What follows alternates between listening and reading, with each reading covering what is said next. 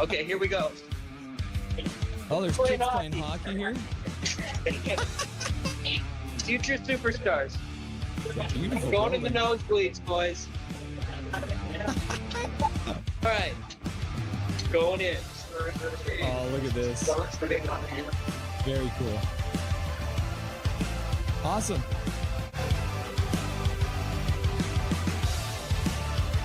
Very excited to have the one and only Laser from Hockey Shop in Langley. Welcome to the show, Laser. How you doing today? Fabulous. No slap shots. The Rangers score. Boo.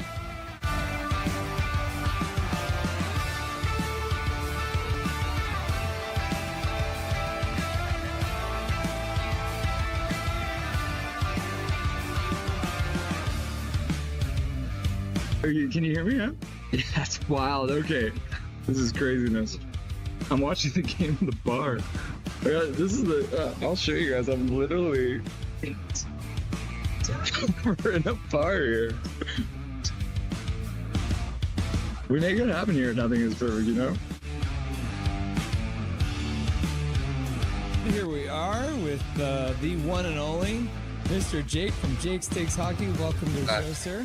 How you doing today? That's right. Thanks for having me. I appreciate it.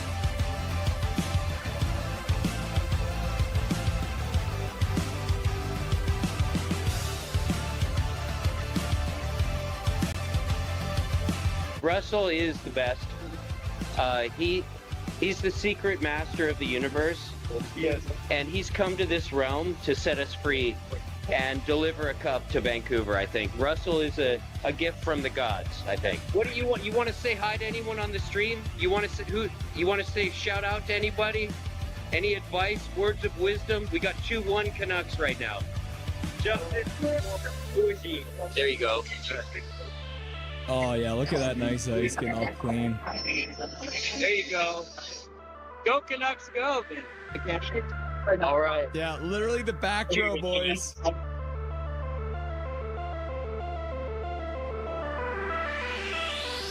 It's nice to have you. Thanks. Yeah, I'm happy to join you guys. Witten and Jordan from Canucks Uncensored. How you guys doing today? Awesome. We're good, Russell. Thanks so much for having us on.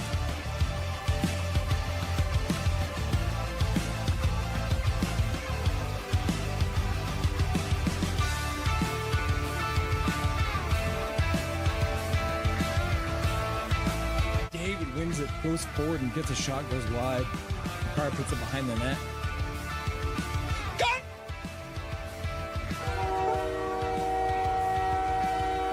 time! Oh, I just got lightheaded. 3-2, Canada wins. I scared the crap out of Dobby. Boys and girls, we did it! Canada wins! Binnington with some killer saves in overtime, and Connor McDavid, the man we were giving so much crap to through this whole game, wins the game! I'm so red in the face! Look how red my face is! It's Canadian face! Oh, in Boston, boys! We win it in overtime!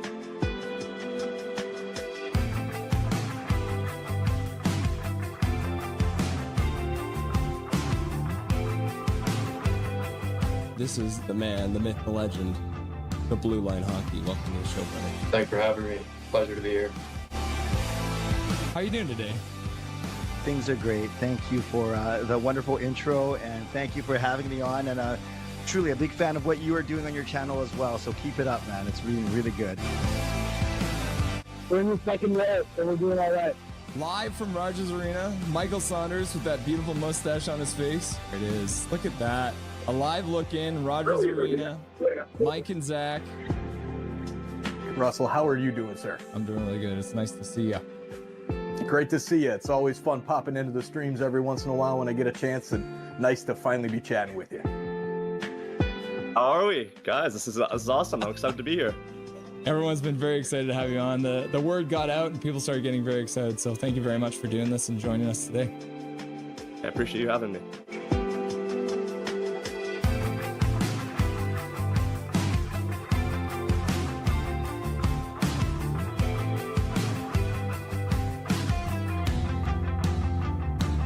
Thank you for having me. Thank you to everyone who requested to hear my beautiful voice too. I appreciate that.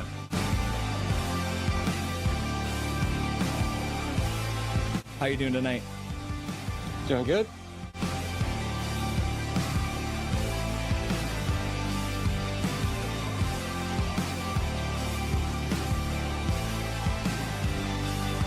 Thank you very much for taking the time out of your very first hockey game to join the stream. Everyone was very excited to see you, and enjoy the rest of the game in the third period.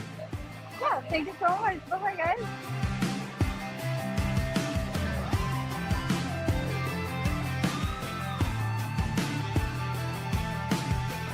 Trevor Beggs joining the show from Locked On Canucks. Thanks for joining me today, brother. My pleasure, Russell. How you doing today, buddy? I'm doing really good. I'm doing really good.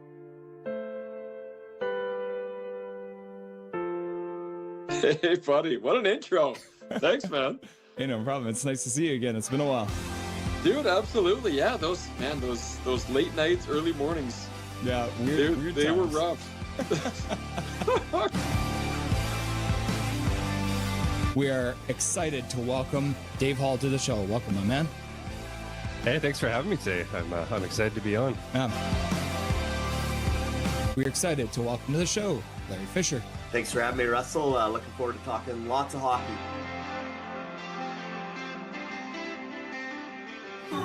Yeah, look at that. Look at this man. He's wearing his Canucks jersey at a Montreal game. You love to see it.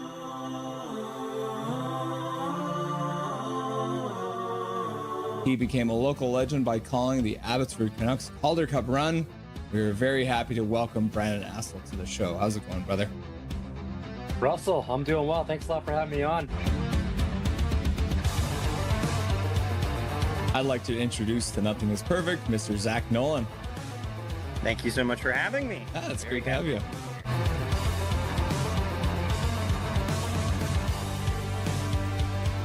Howdy. What's up, my dude? They say never meet your heroes, but boy, am I glad I got to, because here he is, the man, the myth, the legendary host, Toddcast Podcast, Mr. Todd Hancock. Dude, thank you, man. What a crazy introduction. A hero, a myth, a legend. Yeah. We are pleased to welcome to the show, Canuckland. Thanks for having me on. I'm really excited. Passionate, realistic, honest. Rev Trev. Let's go. Let's get some passion going. There's some actual hockey playing.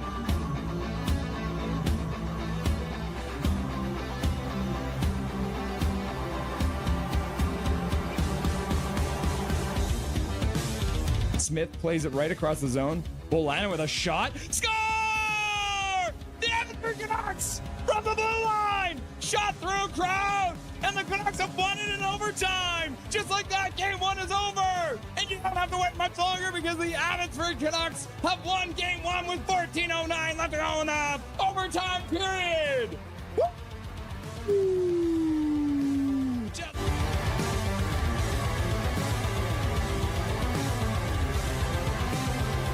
Charlotte wins the draw. They skate in. They take a shot towards the net. Goes high and wide. Comes around. In behind. Into the corner. And just like that, being resilient. Next man up. The Abbey Canucks, no doubt, never lost 2 games in a row in this Calder Cup Finals. And the Abbey Canucks are Calder Cup champions. Woo! Can you believe it?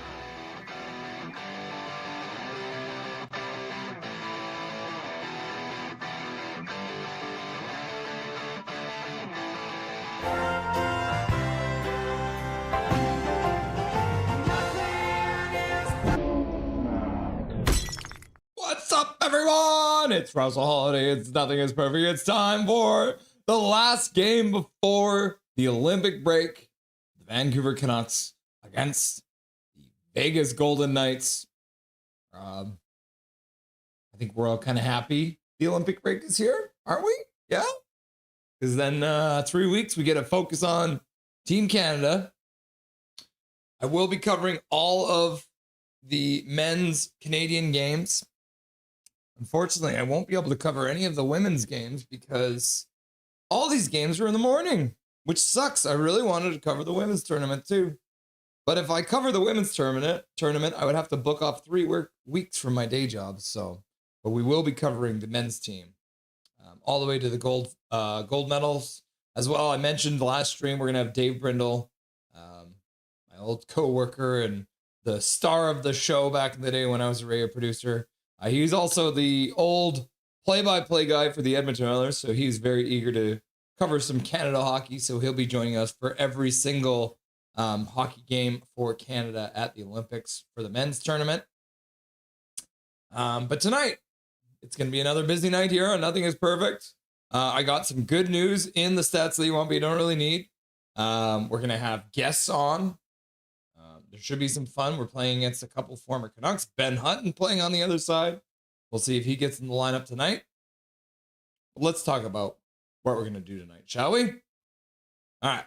So, Canucks versus Knights, 7 o'clock start. What happens in Vegas, ... See if the Canucks moms are out there causing trouble or something like that. There's Dustin, there's Dobby, there's Doodle.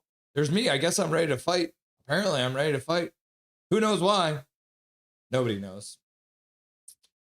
As long as I don't fight Gavin McKenna. The lineup tonight, Canucks versus Golden Knights. We're going to start off by saying hello to all you beautiful people who are already here waiting for this game to get started. We're going to go through the stats that you want, but you don't really need. As I mentioned, some good stats for the Canucks, some bad stats for the Canucks in that. We'll go through the Canucks starting lineup. And once again, I would say it's like 50% okay. One of the lines is more of an accident than anything. But yeah, we'll go through the Canucks starting lineup. A couple changes there. Then Dustin Boydell will be here for the first intermission for the Rusty and Dusty Sideshow. We'll go through the ups and downs of the Vancouver Canucks first period against the Golden Knights as well. We'll get into all the latest news of the day. Gavin McKenna, Sam Bennett, Philip Hedel. Yeah, we got lots to talk about in the Rusty and Dusty Sideshow. And then Jacob Doodle from Doodle Hockey will be on the show for the second intermission. His first time here. So we'll ask him all about his hockey fandom. And then we'll get into the game and what the Canucks are doing right now with their rebuild, retool, whatever you want to call it. And then at the end of the whole game tonight, Dustin Boydell will be back for the Rusty and Dusty post-game show. And we'll break down everything that happens between the Canucks and the Golden Knights. The Golden Knights haven't been playing very well lately. So there may be a chance the Canucks can actually take this one. All right. Now, you guys have been chatting up a storm. And I turned on my computer a long time ago. So I'm going to quickly go through and see everyone was here before and all the messages that have disappeared. So let's have a look here. So Zach was here. Hello, Zach. There's Evelyn. So is the most hated man, Carter Hart, back from injury, or is he still injured? I wonder. Did they... I wonder if they posted their lineup, eh? Let's see. Sometimes Brandon Batchelor does post the other team's lineup too. Let's see. No, I don't think he put it out. So we won't find out until the game gets started. But we will find out quickly. Yeah, we'll find out who is starting in net soon enough. Who else is here? Calvin 99 Charlie's like Trevor Linden. Coconuts go. Coconuts go. Coconuts go. Tank.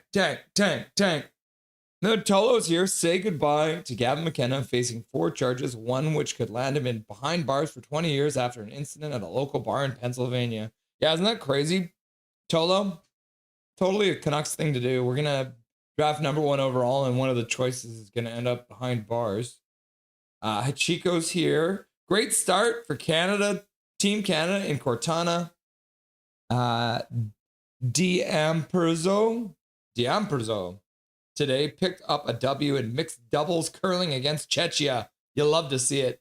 And that's something new they're doing, right? Is this the first year they're doing mixed doubles at Chico? I think it is. More curling tomorrow, as well as the start of the women's hockey tournament with the opening ceremonies on Friday. Yep. Heard the lights went out. Oh, the lights went out during the mixed doubles curling. That's dumb. Yeah, the lights went out for a few minutes in the stadium, but it's all good now. Yep. Panarin got traded and then signed an extension. Yep. 2 years. Mm-hmm. Kayla's here. Are anyone going to watch the Sharks Abs tonight? Sherwood with Macklin. Yep. Sherwood getting into his first game. He'll be playing on a line with Will Smith, the Fresh Prince, and Macklin Celebrini. So we'll have to keep our eyes on that too. In fact, I should just open up I don't have the NHL scores up right now. I've got the Montreal Canadiens are about to beat the Winnipeg Jets. So if Prickfetti was here, I'm sure he'd be stoked about that. Universal Habs is probably stoked. Yeah, they just scored an empty netter. That's 5-1 now. Dunno scores. Looks like the referee might have gotten in the way or something. Whoops. Swervin is here.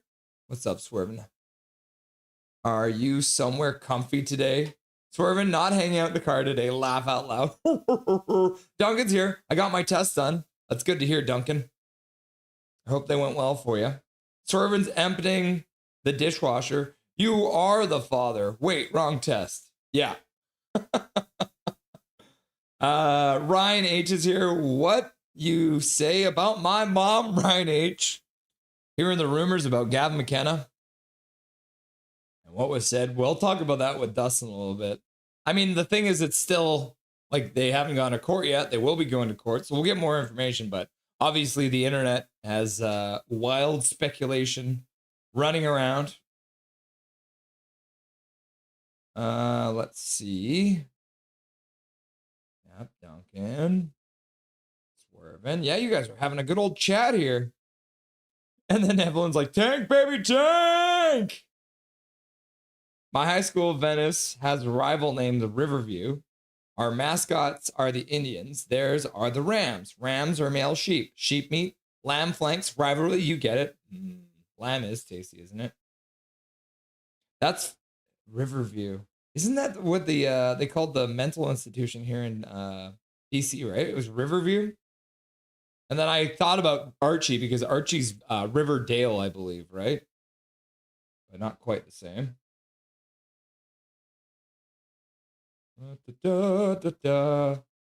Then Fangirl's here too. What's up, Fangirl? And she's, hi, Evelyn. Hi, Duncan. Hi, Kayla. Irvin.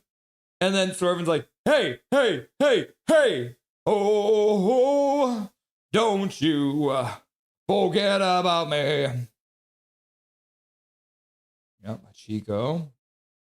All right. I think we're all caught up. Oh, there's Van Al Beauty's here too. What's up, Van Al? Calvin 99 Charlie's back. Anyone see Panini Bread get traded to LA for Liam Greentree and a third and a fourth? We did see that. We're not going to talk about it too much, though.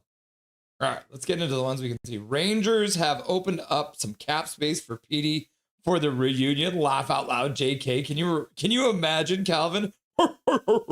Big Mac's here. What's up, Big Mac? What's up, Kayla? What's up, Evelyn? And Evelyn's like, how's it going? And then Swervin's like, the most Canuck outcome would be reuniting Petey and JT, and they somehow flourish. Yep, they finally bury the hatchet. Russ with short hair looks so weird now. Laugh out loud. What do you mean? It's because I've got these beautiful flowing locks now. Fantastic. How are you all doing? Not much swerving. That would be very Canucks fashion, Irvin. Laugh out loud. $8 or so at the moment. What's up, beauties? Is Big Mac. Canucks for puck's sakes. Laugh out loud. You gotta love the can cucks, eh? Would love to see a big win tonight before the Olympic break. Yeah. I mean, we can handle it, right? We're sitting still here in the very bottom of the standings. We're still 7 points below St. Louis. Does St. Louis play tonight? Let's see. St. Louis does play. They are currently just getting underway against Dallas. So if the Blues can win against Dallas, then I'd be even better. Be even better for the Canucks to get a win. Back to the bar, laughing and crying, face palm. Mac, $10 bet on the Canucks equals $24 profit at the moment. 3.45 odds against. Haha! My mom got me a coffee today. It's for tomorrow morning. You're gonna drink the coffee tomorrow. Is it an iced coffee, or did you put it in the fridge? How do you drinking a coffee from today tomorrow? Nice, mom. On steak, Irvin, I updated my YouTube app, but still just a wrench has to be on the Android thing. Huh? Yeah, you do have a wrench beside your name, right? If I go to the game on Pi Day, I'll try to make a video for Russell to show on the stream. That would be very cool, my dude. You can send it to me on Instagram or Twitter or whatever you prefer. I'm on an iPhone right now. I'm on an iPhone too. Weird, it's showing Shield on PC as well. I've got wrenches. So mine looks, you guys both have wrenches. But the weird part is that Fangirl's wrench is smaller than Swerve and Irvin's wrench on my screen. It's very strange. It's probably just because Fangirl's name is longer or something. I'm getting so tired of the rain, to be honest. It's supposed to be like sunny tomorrow, isn't it? Here in BC, in the lower mainland. I see the shield for both of you. Interesting. So I wonder why I see wrenches. It's a wrench for me. That's so bizarre. I am missing then, Irvin. I did update the app unless there's another one. Yep, there's the shield. Fangirl, I see a shield. I'm on Android. Ah, thanks, Ryan. It's okay, Fangirl. It doesn't affect anything. Yeah, it's just how they display it. You both have a wrench. Oh, I've got Luke Gazdick on my screen. What a stupid fucker. That's worth the swear jar. Fuck you, Luke Gazdick. Get off my screen, you son of a bitch. That's a lot of swear jars. I've seen it happen before once for the stream. I wasn't sure if it was just me. Haha! That's a relief, Irvin. I see a shield and I'm on a laptop. Yeah, and I see wrenches and I'm on a PC, so who knows, right? Good to know, Duncan. It's the last Canucks game day before the Olympic break. Let's go! What's up, Callum? Nice to see you. Yeah, go Canada. Is your day job being a full-time beauty? Whoa! Oh, thank you, Tor. No, I'm a bartender. Yes, thank you. I can make you a really good margarita or a Caesar or pour a beer like a crazy person. Canada, Canada, Canada. I have to try and get a Canadian flag. I do have a Canadian flag, actually. Maybe I should hang that on the bar behind me. I don't know who I want to root for. I don't know if I want to be faithful to America root for Canada because of most of y'all. Well, if Tate McRae can cheer for the Americans, then you can cheer for Canada. Watching Russell would be way less expensive than going to Milan. Yeah. It's so funny. When I was talking with Dave Brindle, I was like, yeah, I'll be covering the Canadian games for in the Olympics. And he's like, are you going to Italy? And I'm like, I wish. Ahem. Stanley Cup winner, Ben Hutton. Someone please feed me a gifted membership tonight. Stupid Apple tax. I was charged $8 for YouTube Premium because I signed up through my iPhone. That's crazy. I got some shit emojis and I'm getting all emotional. Panarin's a king now, yeah? Jeez, and he signed 2 more years there. What did the Kings pay to get Panarin? It was like a pick and a prospect. My favorite hockey player is Nikita Kucherov. Isn't there because of Russo-Ukraine war? Yep. Russia is not welcome at any international tournaments right now. All they got to do is pull out of Ukraine. No big deal, right? Yeah, he extended for 2 more years. Cadet Duncan.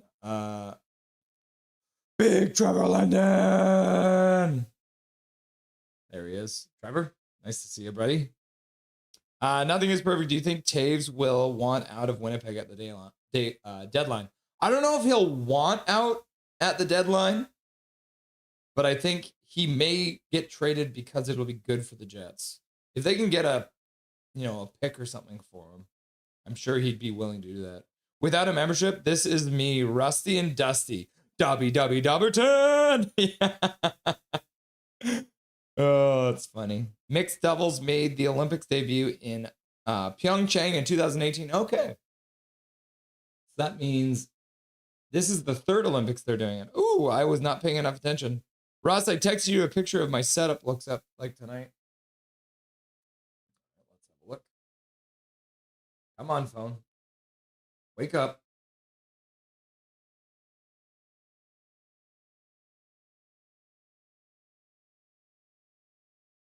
That's probably on WhatsApp. There we go. Ha ha! There we go. That's Swervin's setup today. Ready for the stream. Yeah, he's got the same feed as I got on. That's good. Oh! My phone is low, so I need to plug her in. Playing on it too much today, you know? Tomorrow it's Tampa versus Florida. Should be violent. They always get angry, don't they? Hope you beaters are doing well tonight. Nice to see you, Andrew. Just incredible. Where's the tank mask? Laugh out loud. What's up, Justin? I usually don't put it on until we're losing. Once we're losing, then I put the mask on. How you doing, Irvin? Wrench for me too, says Andrew. Andrew wants to be a mod. Zach's here and he's like, swear jar, swear jar, swear jar. And then Callum's like, fucking swear jar, fucking swear. It's all pucked. I updated it and it's still a wrench.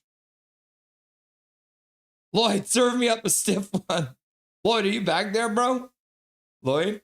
My dude? Is he? Ah, Lloyd! Oh! What do you got? You got like something besides like gasoline back there? No? It's just gasoline? Okay. Okay, Callum, you don't want one of those. Hey, Swervin, don't worry, man. Small wrench, big pipe. Whoa, Daniel, laugh out loud. What's up, Daniel? Nice to see ya. Jack Maloney's here too. Another day, another loss. We can only hope. Juliana there too, there, Daniel. Got the whole fam jam. Is the puppy there? Bobby's here too. What's up, Bobby? Nice to see you, people's first. Okay. Let's hop on over to the stats that you want, but you don't really... Excuse me. The stats that you want, but you don't really need. Canucks playing on Wednesday. This will be their 602nd time today. So far, they're 244, 261, and 96.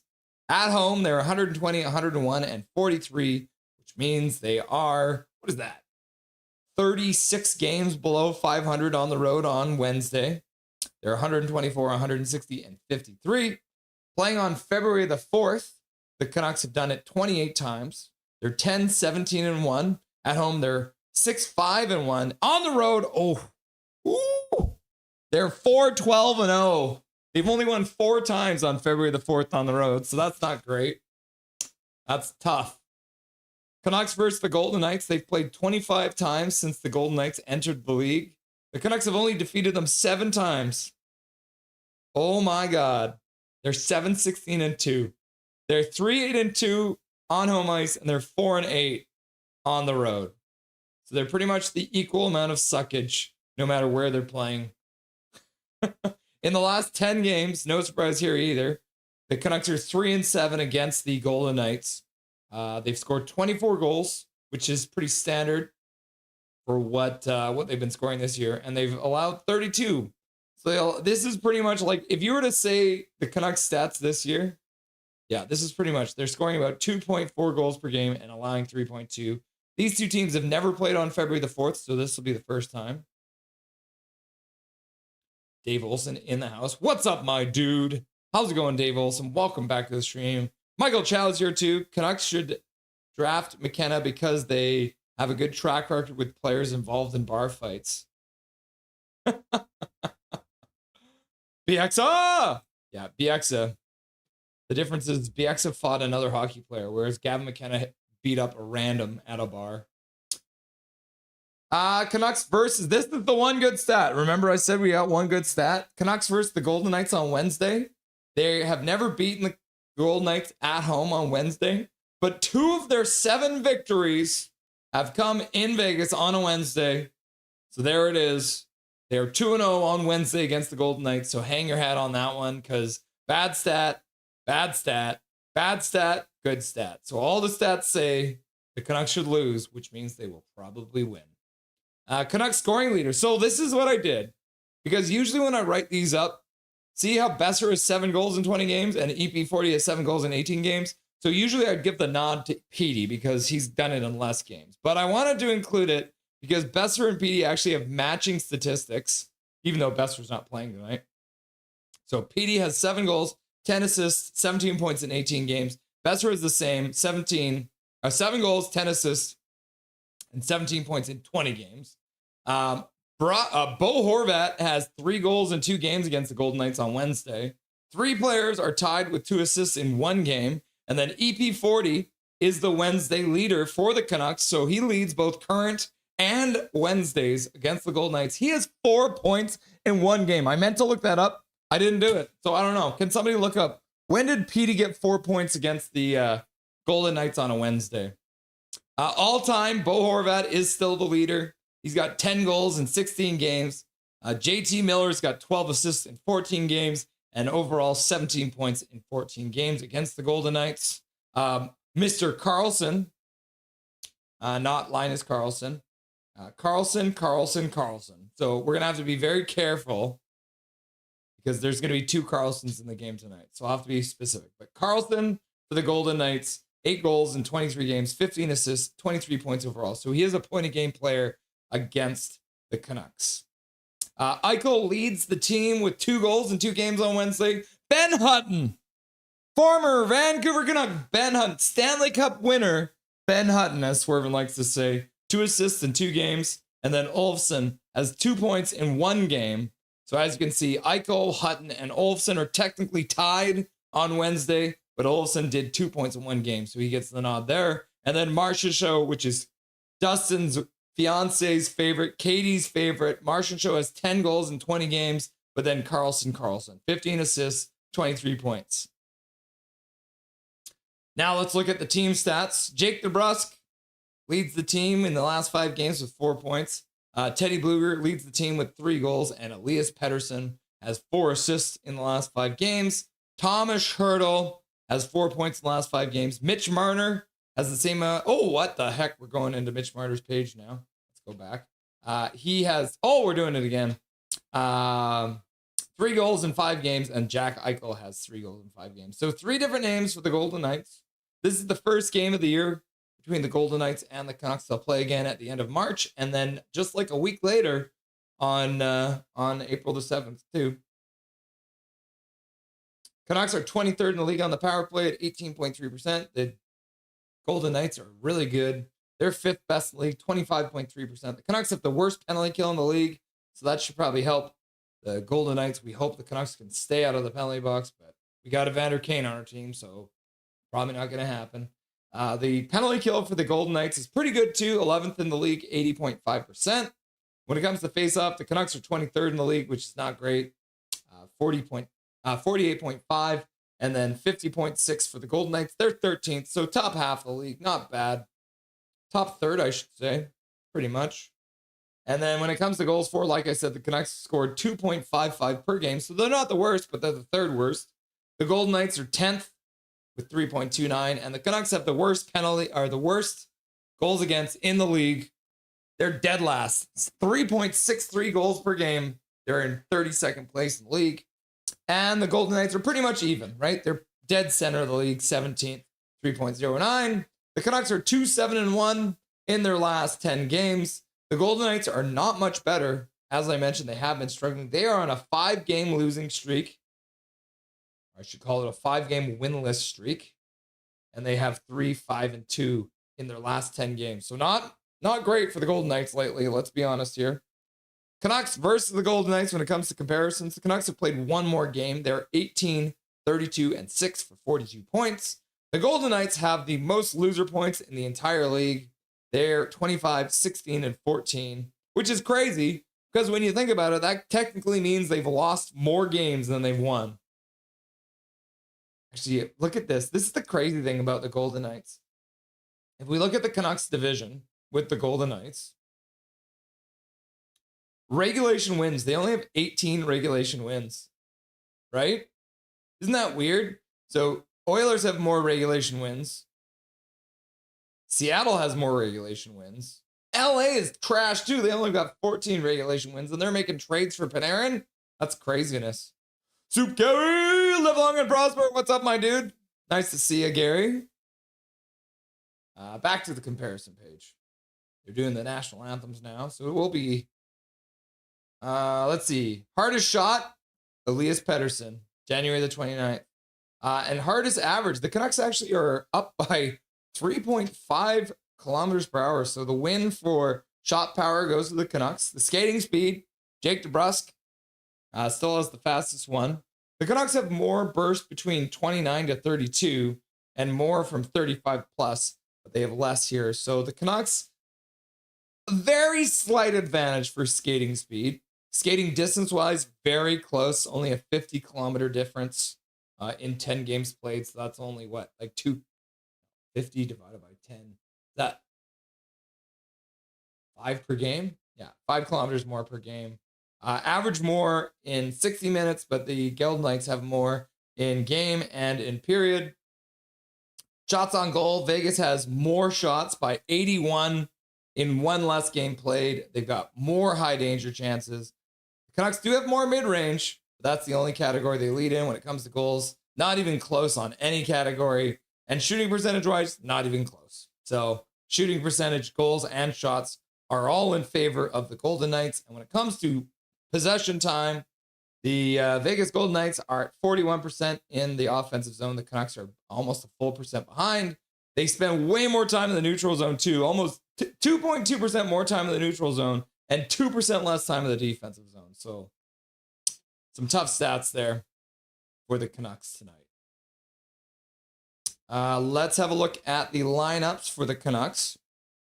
So starting lineup, you got Evander Kane, Elias Pettersson, and Drew O'Connor getting promoted to the first line.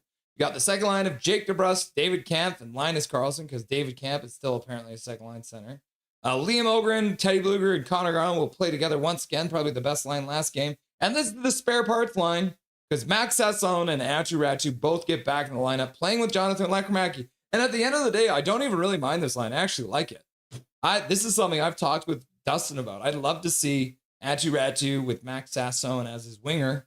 And then, I mean, throw Jonathan Leckmeracki in there too, because they played together a little bit. So I'm not upset about the bottom two lines. The top two lines are shite. Defense-wise, nothing has changed since the last game. They've kept the same pairs. It is EP25 with Phil Hronek on your top pair. Second pair is still P.O. Joseph and Tyler Myers, the Chaos pair. And then we've got the third pair of Marcus Pettersson and Tom Wielander. And then starting in net for the Vancouver Canucks is Kevin Lankinen. The last start before the end of before the playoff break, I guess we should say. All right. National anthems are over. Update the scoreboard. First period is about to get underway.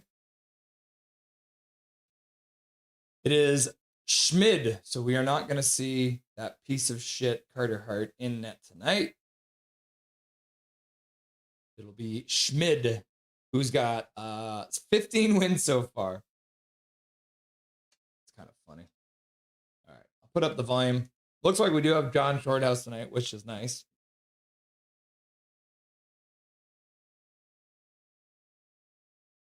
Oh yeah, Rasmus Anderson playing for Vegas now, so Canucks win the opening faceoff. Wow. They're starting the Bluger line. Vegas works the puck down into the Canucks zone. Hronek first one onto it, takes it behind his net, rings it around the board. Teddy Bluger tries to deflect it out of the zone, but ends up giving it away to the Vegas Golden Knights, who put it back to the blue line. Puck down the boards, near side. In the corner now, Vegas spins and plays it behind the net. Ooh, puck gets centered and the Canucks will take it away. Bluger tries to make a pass over for Ogren, but ends up giving it away. And then Vegas ends up putting it all the way down the ice for an icing call. 19-19. No shots on goal yet. And the Vegas Golden Knights have iced the puck because they're wanting to bake a cake. Maybe they're going to bake a cake for the Canucks moms. They're just feeling really generous. Learn the rules. All right, face off in the Vegas zone. Looks like Hurdle jumped on it. So they'll redo it. Got Vilander, Marcus Pettersson, and then EP 40 with O'Connor and Kane out there for this offensive zone face-off. Vegas does win the draw. And the Golden Knights will get it into the Canucks zone, but the Canucks will chop it up the boards. Out of the reach of O'Connor, though. And then EP40 intercepts a puck in the neutral zone, plays it over to the side, and the Canucks try and play it deep, but cannot because it was Kane. Puck gets chopped down the ice. Pettersson intercepts it again in the neutral zone. Apparently he's like, "You shall not pass!" And then the puck gets chopped over the boards and becomes a souvenir for that lucky fan there. Learn the rules. Learn the rules. Learn the rules, learn the rules, learn the rules. Roseanne Barr has the worst anthem singer of all time. Yep. Yeah, that is absolutely true. A team full of PS suitors would be funny. Basically, positionless hockey. Learn the rules. Swear jar, swear jar. I played 3-on-3 in Surrey with the anthem singer in mid to late 2000s. Forgot his name. Was a big boy. What the hell was his name? Oh, Vegas in with a wrist shot. Did Camp get a stick on that and deflect it over the boards? Ooh. Look at that. David Camp being defensively responsible. Abbotsford, BC, says Dave Olson. Cast your brain. Trevor Linden, Trevor Linden, Trevor Linden. And then Trevor Linden. What's up, Trevor? What's up, my dude? Always good to see Trevor. Kevin! Oh, the linesman didn't like the way he dropped that one either. Hashtag Team Tank. What's up, Elfrin? See, that's what I mean. That's the Kevin scream.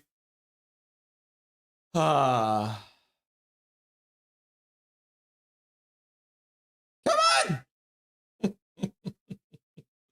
Hashtag Team Tank.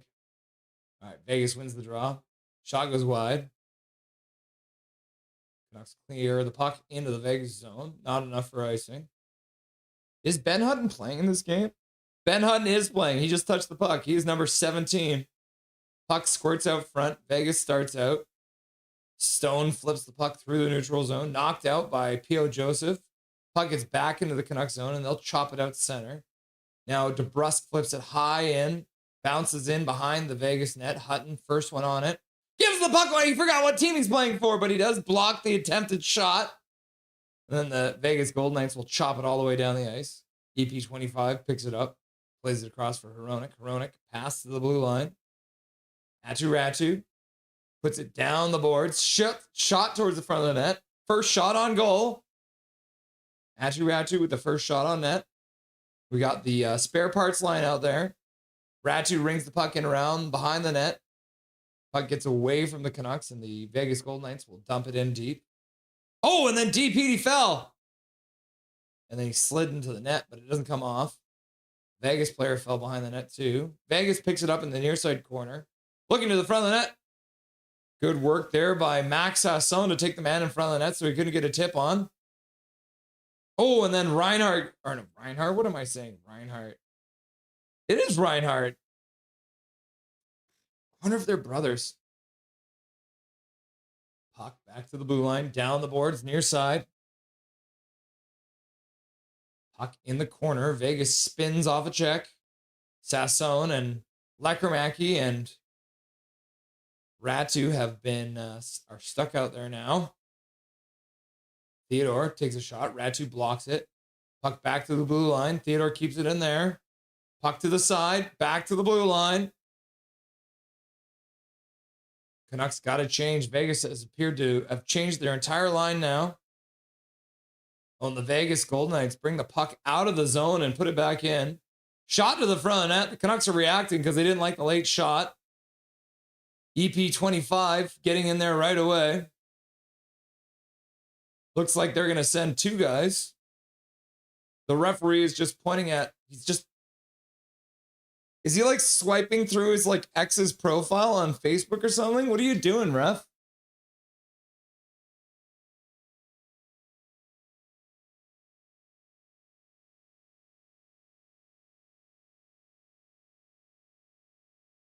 Elias Pettersson fell awkwardly into the net too. Segmina, huh? You guys trashing McKenna for punching a guy. Punching a guy deserved this team. Donnelly got skinny, then wanted to get paid. What's up, Eric? How's it going, Mr. Hunter? So it looks like the Canucks are getting a power play out of that somehow. We'll take it. Oh, the clock's still running. What the heck? There's still 16:30 left to go. I'll start the power play here for you guys once it gets going. So 16:30 left to go in the period. Face off inside the Vegas zone. So the Canucks come out with a power play out of that scrum. Pettersson gets waived. So DeBrusk will come in to take it.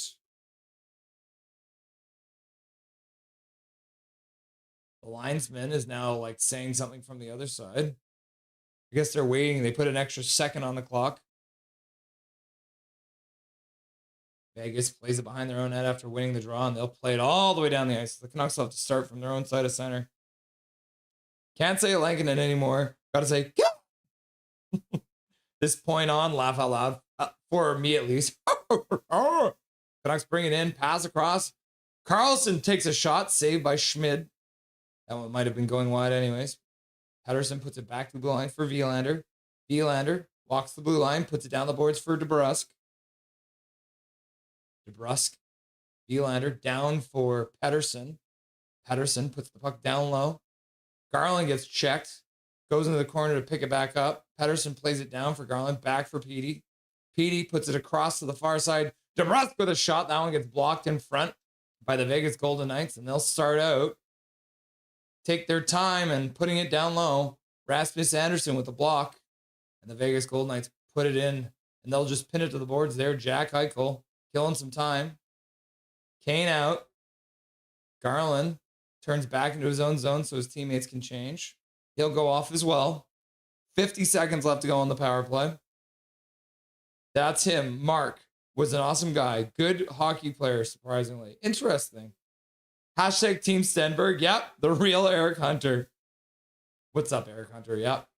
Reinhardt clears the puck all the way down the ice. Hronek picks it up, plays it up the boards. Lekermacki plays it back down the boards. And Ogren will play it back for Lekermacki.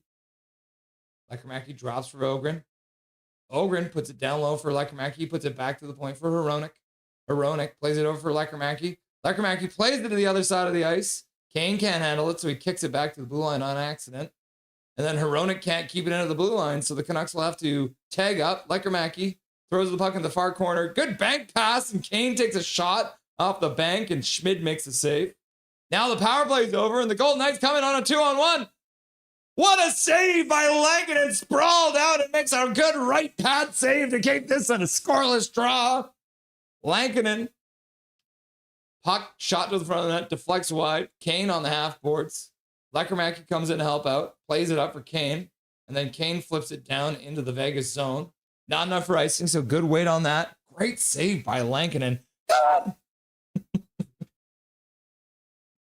My wife washed my work hat. Good luck. Maybe. That could be. After that great save. Remember your mother was watching? Yeah, don't do anything you wouldn't do if your mom wasn't there, if your mom was watching, right? Chilla's like, boot Kane off the planet. Rainbows, snowmen, and hurricanes, says Dave Olson. Kevin! Oh, Kevin. Lank. Wow, Lank with the save. Oh, the Canucks have decided to give the Golden Knights a power play back. Now, what a save. Was that the... I think he might have saved that with his, like, the knob of his stick. X-May 2374. It makes no sense. The Canucks never won a cup because there's so much hockey talent in BC. If Canucks actually acquired players from Vancouver like Celebrini, Bedard, Sakic, etc., we would win the cup easy. X2 May in the house. Welcome to the stream, my dude. Yeah, you're right. There has been a lot of times where we didn't get local boys, especially nowadays, right? Like Celebrini, Bedard. What's the guy's name in Columbus?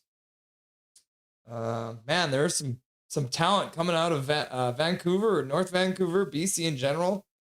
Maybe we'll draft the Ruck Twins. I wish I didn't have a family. Yeah, and he figured it out. What's his snotty line in the movie? Yeah, I wish you didn't have a family. Michael Chow, May, for the longest time, the Canucks were allergic to drafting local boys. Yep. And then they drafted Jake Virtanen. Right? God damn, Jake Virtanen. He's from my high school. When I was chatting with Ben Levka from the Abbotsford News, I was like, oh yeah, I grew him in Abbotsford, graduated from Yale. And he's like, you went to the same high school as Jake Virtanen? And I'm like, I don't associate with him. I was graduated before he got there. I'm sure I probably wouldn't have liked him if he was there. Jake Virtanen. Draft the Ruck Twins. Hell yeah, Andrew. Stop everything right now. We had Clifford. Dijon Mustard in the house. What's up, Dijon Mustard? Nice to see you. Rats, you taking a penalty.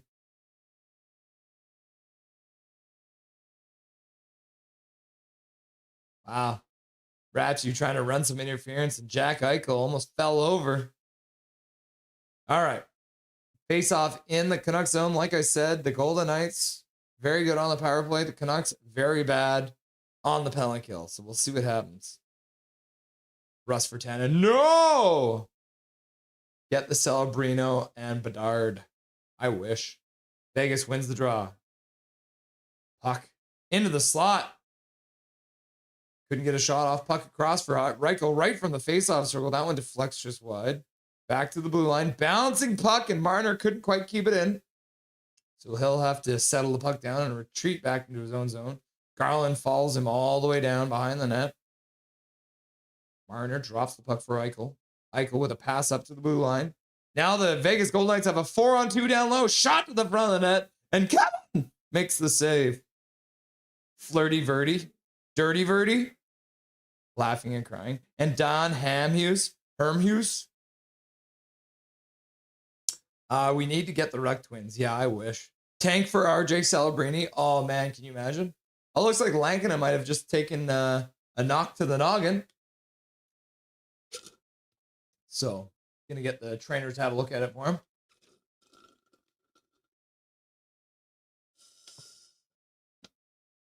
We ate at Triple O's tonight. Got a tasty burger. Scott Schmiedermeyer. Russ, look at Discord. That's apparently what happened.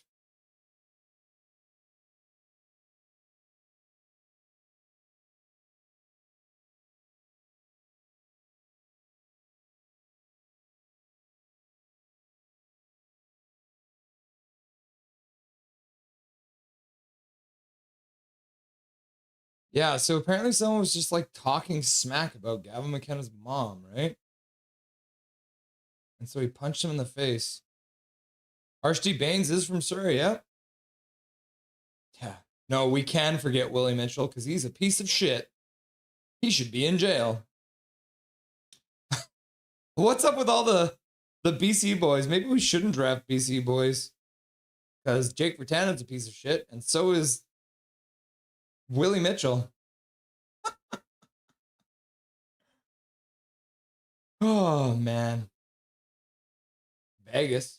Eichel puts it down. Puck bounces on net.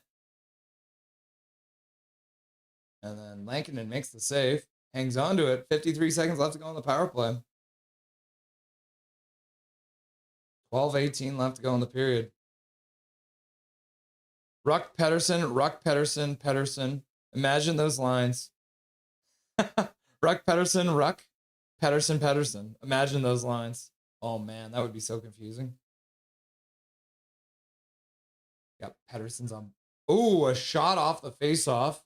Goes wide of the net. Vegas does control it. Hurdle loses it in the slot. The Canucks clear it down the ice. Good job by Myers. Myers clear that puck out.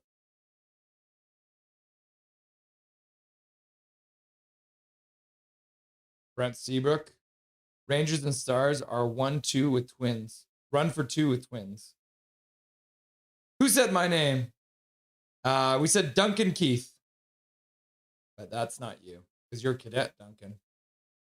Marner stops up at center, starts over the blue line, dishes to the side, and Garland will intercept it and fling it all the way down the ice. Schmid will come out and stop it up for Rasmus Anderson. And that'll do it for the power play. The Canucks managed to kill the first one off, so both teams have had an opportunity, and both teams have failed to score. Michael Chow's like, pull the goalie!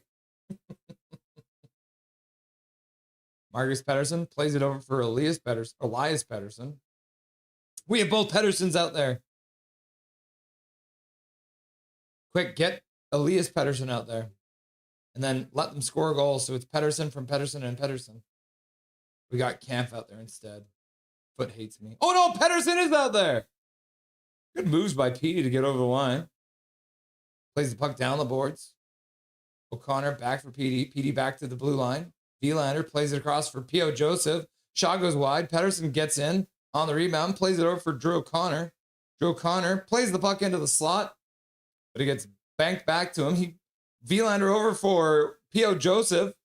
Petey takes a shot. That one deflects, and the Golden Knights will clear it out to the neutral zone. Swear jar. BC boys are worrying coming from a BC boy, says Donnie Bluebone. Duncan, British Columbia, says Tillo. With a long stick comes great responsibility. Apparently Willie Mitchell didn't get the memo. No.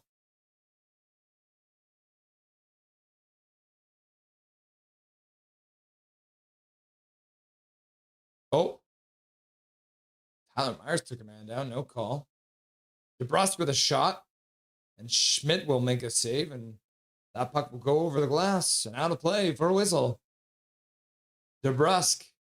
Looking at his stick. DeBrusque, I don't think it's your stick that's the problem there. Canucks are 2 for 2 with Twins. You mean Surrey Gretzky? Is that what we call our Steve Baines? The Canucks have a solid record of turning Twins into Hall of Famers. Yep. Yes. Take it from the Courtner Cavaliers. They had a set of twins and did just fine. Interesting. Drafting the Ruck Twins would be rucking awesome. Yes, Casket Brain. I like what you did there. It would be rucking awesome. Good players are privileged. Yeah. We are uniquely qualified for Twins. Yeah, they could literally play while being coached by the Twins. Why did I start? Come on! Price is from Vancouver too, laugh out loud. Dirty Verdi. Also the other guy, Donkin Keefe. Keith Boulard. Boo! Also, go get that goalie, Gary Price. Oh, yes, good old Gary Price. Drafting the Ruck Twins would be a luxury. Although I think one of them is supposed to go like late first, early second. And then I think one of them is supposed to go like later second. So theoretically, the Canucks do have the 3 picks in the first round, with Ottawa's pick being forfeit. So you might very well see it happen. You never know. You never know.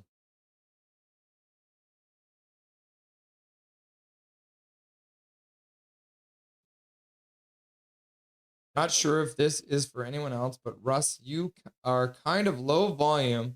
Not that it matters. I just turned it up. I think it's pretty much normal. Is anyone else having a hard time hearing? Up. Milan Cic. Skytrain, now you think of a Timu version of Seabrook. Is there a hockey player out there named Nanaimo Keefe? That would be funny.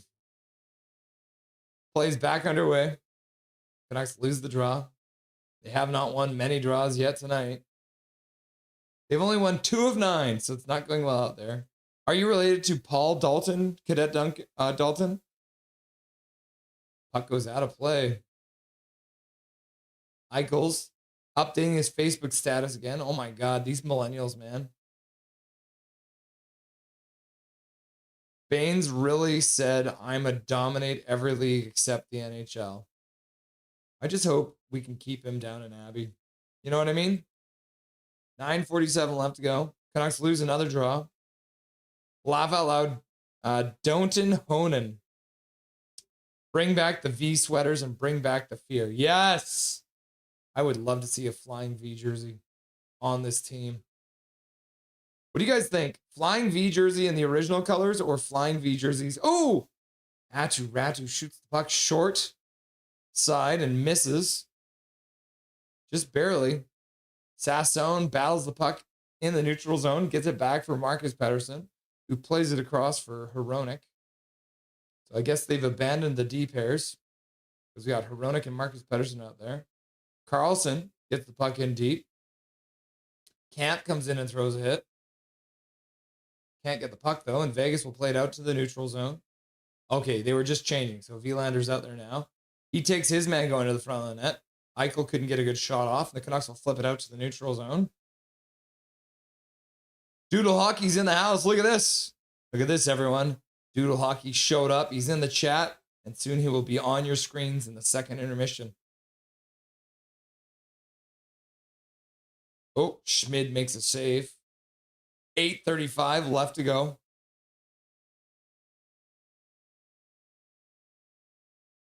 Ratu just can't get that shot to go. Fires it over the top of the net. Now he's chatting with Sassone. Sassone's like, I love you, bro. And then he's like, I love you too, bro. Never mind, 3 different Petterssons. There's this one player in the Av system named Ivan. He's got 3 names all on his own, eh? Canucks, they almost won a face-off. And then Vegas stepped through and made it a winger win for them. P.O. Joseph takes it away from Marner in his own in the Canucks zone. Canucks work it out to the neutral zone, but knocked down there by the Golden Knights. Kane tries to stick handle through the neutral zone, but loses the puck. Now the Golden Knights, Lazan will dump it into the Canucks zone. And that's from his own side of center. That's an icing call against the Vegas Golden Knights.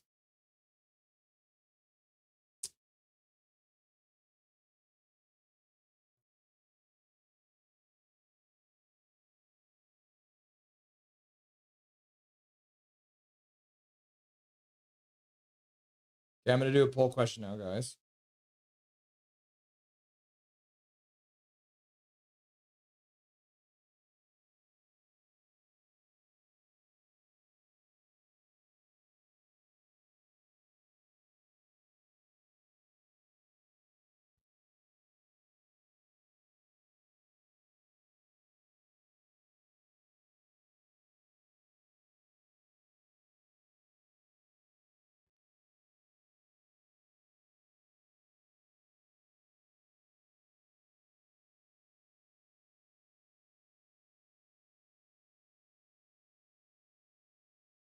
Canucks through the neutral zone.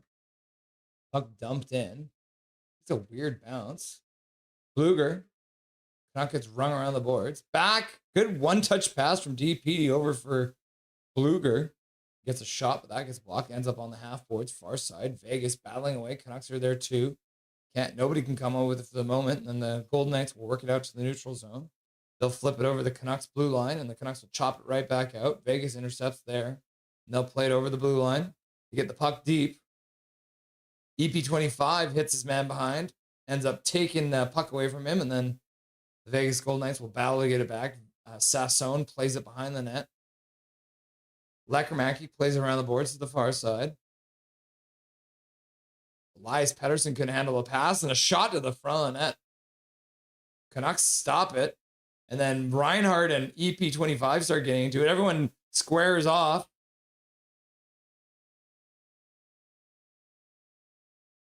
Bluger, Reinhardt. He's like, bro, get the hell away from my goalie, bro. This is what happens. Sassone grabs his own man. Look at that. The Abbey guys know how to do it. You love to see it. You got the Abbey line out there, and they know how to mess around. Michael Chow, I'll take 100. Thank you very much. Shea Wobbler. Tiger Williams wore the old V jersey. What does that tell you? Yeah. Scary. Mohammed's in the chat. Hello, Russell and everyone. Hope you are all doing well. Go Canucks, go. Go Canucks, go! Blue, green, white. Blue, green, white. Jump his ass, says Tillo. Come on, do a goalie fight. Yes. Oh, it's Reinhardt. Yeah, the DT. Reinhardt. Reinhardt.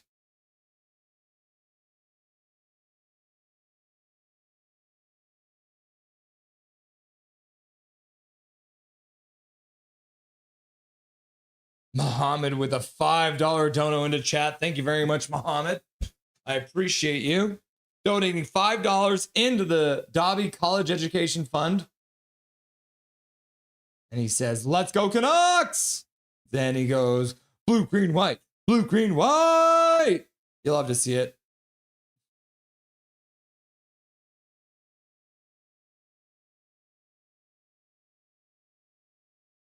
Ratu with a pass back to the point. Shot to the front of that, deflects wide. Ratu picks it up in the corner. Spins in the corner, back to the blue line. Myers fires it. That one gets deflected in the corner. Back to Myers. He'll fire another one towards the net. That was deflected in front by Sasson. Just wide of the net. Good deflection just in the top of the slot by Sasson. This Abbey line looking pretty good here in this game so far. Puck rung around the boards. Myers pinches down. Chases his man all the way behind the net. Can't pick up the puck though, and he'll retreat back to the blue line. Vegas can't handle the heat, so they'll flip it out. Good weight on that one on the first day of curling at the Olympics. They must have been watching. It was not enough for icing. Canucks played up to the blue line. That gets intercepted by Vegas. They'll skate it back in. Dump the puck in behind the net. Canucks will dump it up into the neutral zone. Canucks will pick it up there. Oh, and then Elias Pettersson tries to negotiate that pass while contending with another player. And could not get it for a clean breakaway into the net. He's fighting with Barbashev.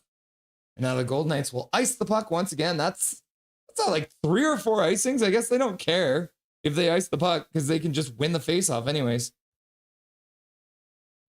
Okay. Here's your first poll question of the day, guys. And thank you very much, Mohammed, for being here. We always love to have you here. And thank you for $5 dono. All right. Well, how did the Gavin McKenna news make you feel today? I want him more now. Classic Canuck luck. I knew he was an idiot. Uncontrollable, laughing and crying. Elias Pettersson takes a hit to make the play. Puck in front, and Schmid makes a good glove save and hangs on.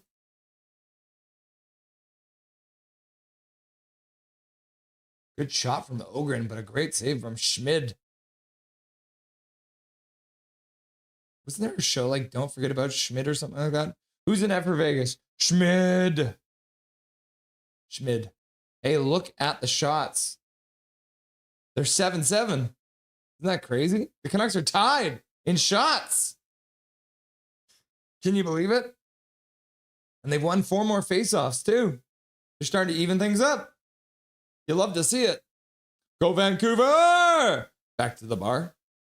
Can't remember why Willie Mitchell is a piece of shit. Anyone remember who hasn't already forgiven him?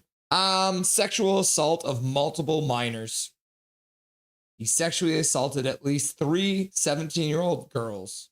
So, there we go. Now it's out there. Go Nucks, go, says Duncan. It tells me Toronto gave up on Tiger Williams as we gave Toronto a future Hall of Famer. Dave Olson's got the dynamite, the balloon, and the party in the chat. Canucks gave up on Rick Vive, who went on to be a notable career with the Leafs. Oh, no. Muhammad Hype! Oh, wait. Was that the trade you were talking about? Wasn't it Rick Vive traded for Tiger Williams? That's the one, Mike. Joseph Bolt. But people love Tiger. Matthew Gazelle. He must be really fast, eh? Runs like a gazelle. For the longest time, Tiger Williams was the only Canuck near the top of any statistical standings. Kent Johnson's, yes.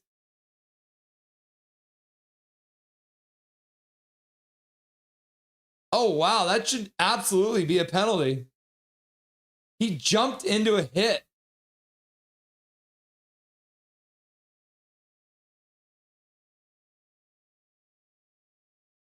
That should have been a penalty. That's so stupid. Somebody's got to get Colasar. And then Tolo's like, hello, Ivan here. Oh, there you go. You got his picture in there. There's Ivan. Is that your first name or your last name? Yes, says Michael Chow. All right, Kolesar needs to get his ass kicked now. Maybe DP will just fight him because DPD's probably the toughest guy on this team right now. Pettersson hurt. Yeah, it looks like he's still on the bench though, so hopefully he stays in. Villander knocks the puck off Lazon's stick. Puck into the corner. Villander now picks it up, loses it behind the net. Eichel. Oh no, it's Mark Stone tries to flip it out front. Gets deflected back. Now Bluger up for Garland, who plays it out for Ogren. Ogren back over for Garland. Garland could not negotiate the bouncing puck. 4:20 left to go in the first period of play. And the Golden Knights will start out. Pass up for Lazon. He puts it in deep. And they'll continue to change. P.O. Joseph and his chaotic partner out on the ice, Tyler Myers. DeBrusque with some speed down the wing. Puts it around behind the net. Camp stops it there. Plays it behind for Carlson. Carlson tries to play it out front for DeBrusque, but it gets blocked by a Vegas Golden Knights stick. And the Golden Knights will battle it all the way out into the neutral zone as Reinhardt gets it there, but Canucks will take it back. DeBrusque puts it over for Carlson, but Carlson was being checked immediately and the puck was bouncing. Now Myers picks it up just inside his own blue line and he'll turn through the slot, banks off the boards, up for Carlson, who does a nice play to just get the puck deep into the Vegas zone. Ain't no way. I just found out McKenna's news. Ivar is going to light it up with us. Yep. Before we all judge Gavin McKenna, just remember there are two sides to his story. He's 18. He has a lot of growing up to do still. Gavin McCriminal, says Tillo. Canucks coming offside. Sassone doesn't like the call. Need to draft McKenna 100. What is this? That's 11,100,000% over some soft Swede. One time, bring someone in with grit that will throw hands. Well, I can tell you, Duolingo, Gavin McKenna will probably never fight in his entire career. You're probably more likely to see Stenberg fight. Stenberg is actually a tougher player than Gavin McKenna is. So he is not a soft Swede. You can put him in the same category as a Lindstrom or Forsberg. That's the kind of player he is. So don't you worry your pretty little Canadian head there, Duolingo. I'm not being cheeky, Duo. Jamie Bond. Which Pettersson?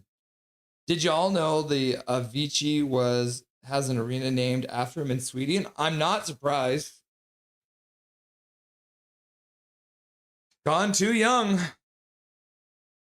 Canucks intercept a pass across the top of the slot after they lost the face-off. Puck dumped in. Kane skates onto it. Tries the blind backhand pass and then gets his ass kicked in the corner. Pettersson picks it up, spins it to himself. Good move by PDP. He's feeling very fancy lately. And then Drew O'Connor takes a shot and it gets blocked by Kane. PD recovers it, puts it back for Elias Pettersson. And Elias Pettersson comes in and throws a hit. Vegas chops the puck down the ice. First one back onto it's Hronek. How are you guys, says Bobby? We're good. Tiger Williams, 3,000 career penalty minutes. No player will ever beat that. Black Lab, Mama Kenna didn't raise a fool. She raised a man. And then Schmid makes a save with 2:11 left to go. Black Lab is on McKenna's side. And probably wants McKenna more now. No, says Donnie Bluebone. Look at the news. Hockey players need to take their education seriously. Do they develop critical thinking skills? Treat your mother right. Yep. Got to treat your mom right. That should be a 5-minute major. Yeah, I think so too. It should at least be a charging penalty. He jumped at him. Just because we think we have thoughts. I think, therefore I am. Mr. T, I pity the fool who makes fun of my mama. Puck squirts out to the neutral zone. Gold Knights pick it up. They'll dump it into the Canucks zone. Marcus Pettersson will take it there. Pass across for Vilander. Makes a long pass out for Carlson. Carlson put the puck over for Camp, but he gets double teamed. Vegas will intercept that. They'll play it out through the neutral zone. Good back check by Carlson. The Linus Carlson variety. And it appears that William Carlson is not playing tonight, so that's why we haven't heard his name. Every time I've said Carlson, it has been Linus Carlson. Shot to the front of the net. Easy glove save by Lankinen, and he'll hang on. Okay, the fact that DPD got up right after getting hit like that is amazing. Yep. Wanted Ivan, now I want Gavin 100,000 times more. Attaboy, love to see it. We might not get him because he might be in jail. X2 times 2 May wants McKenna more. The Royal Band plays Avicii music when the Royal Guard changes in Stockholm. That's crazy. Puck. Believe this, Steve Weiserman. He fucking folded EP25. Yep. Was such a pretty cool when I was there. That is cool. Mark Recht. Ivan. Pole Korea. I had to think about that one for a second. All right, face off in the Canucks zone. So the Canucks are going to change someone. Ratu comes out to take the draw against Marner. Ratu's got his stick turned over the wrong way. Ratu wins it, and then Stahl just steps through and tries to take it, but he gets mauled by DPD. And then Elias Pettersson gets the puck back, and the Canucks will start out. Ratu, Kane loses the puck. Ratu plays it back to DPD. Hronek looked over to make a pass, and luckily EP40 was back to gain the puck. Now the puck up into the neutral zone. Kane puts it deep. Russell, will you stream the Olympics game for Canada? I am. I'm going to stream all of the men's games. Vegas brings the puck in offside. I didn't start the clock. I thought I did. 29.5 seconds left to go. We'll call it 30 seconds. Yeah, I will, Mohammed. I'm going to be covering all of Team Canada's games for the men's tournament. Carly, hello. I missed saying hello. Is Vegas paying the rest tonight? They might be. Stove Korea. Donnie Bluebone, we can't be praising people for felony assault. It all depends. We'll have to wait and see what all comes out, right? Because there are a whole bunch of different stories about what happened. If there was somebody making fun of his mom and he assaulted someone as a result, then he should just give his head a shake. Michael Chow, Vegas is on the annual subscription plan with the refs. Yeah. 420 call out. Probably Michael. Ray Farrell Rowe. Oh, that was a mouthful. I'm on Team McKenna now.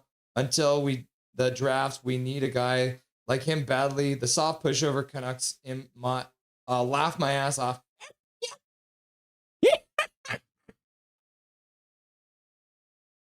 Alex Kerhans, DPD is a tank. He is. All right.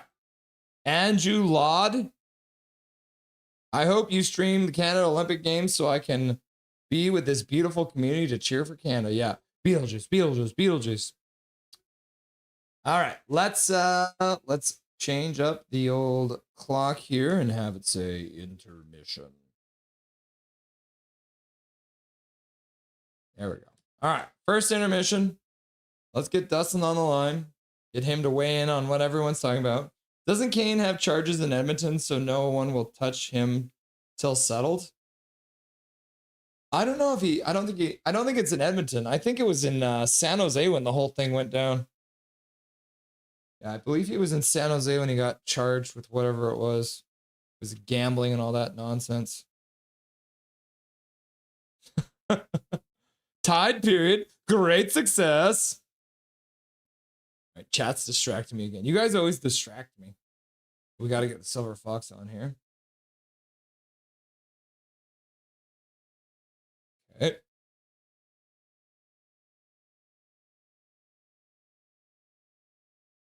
I should actually let Dustin see me too.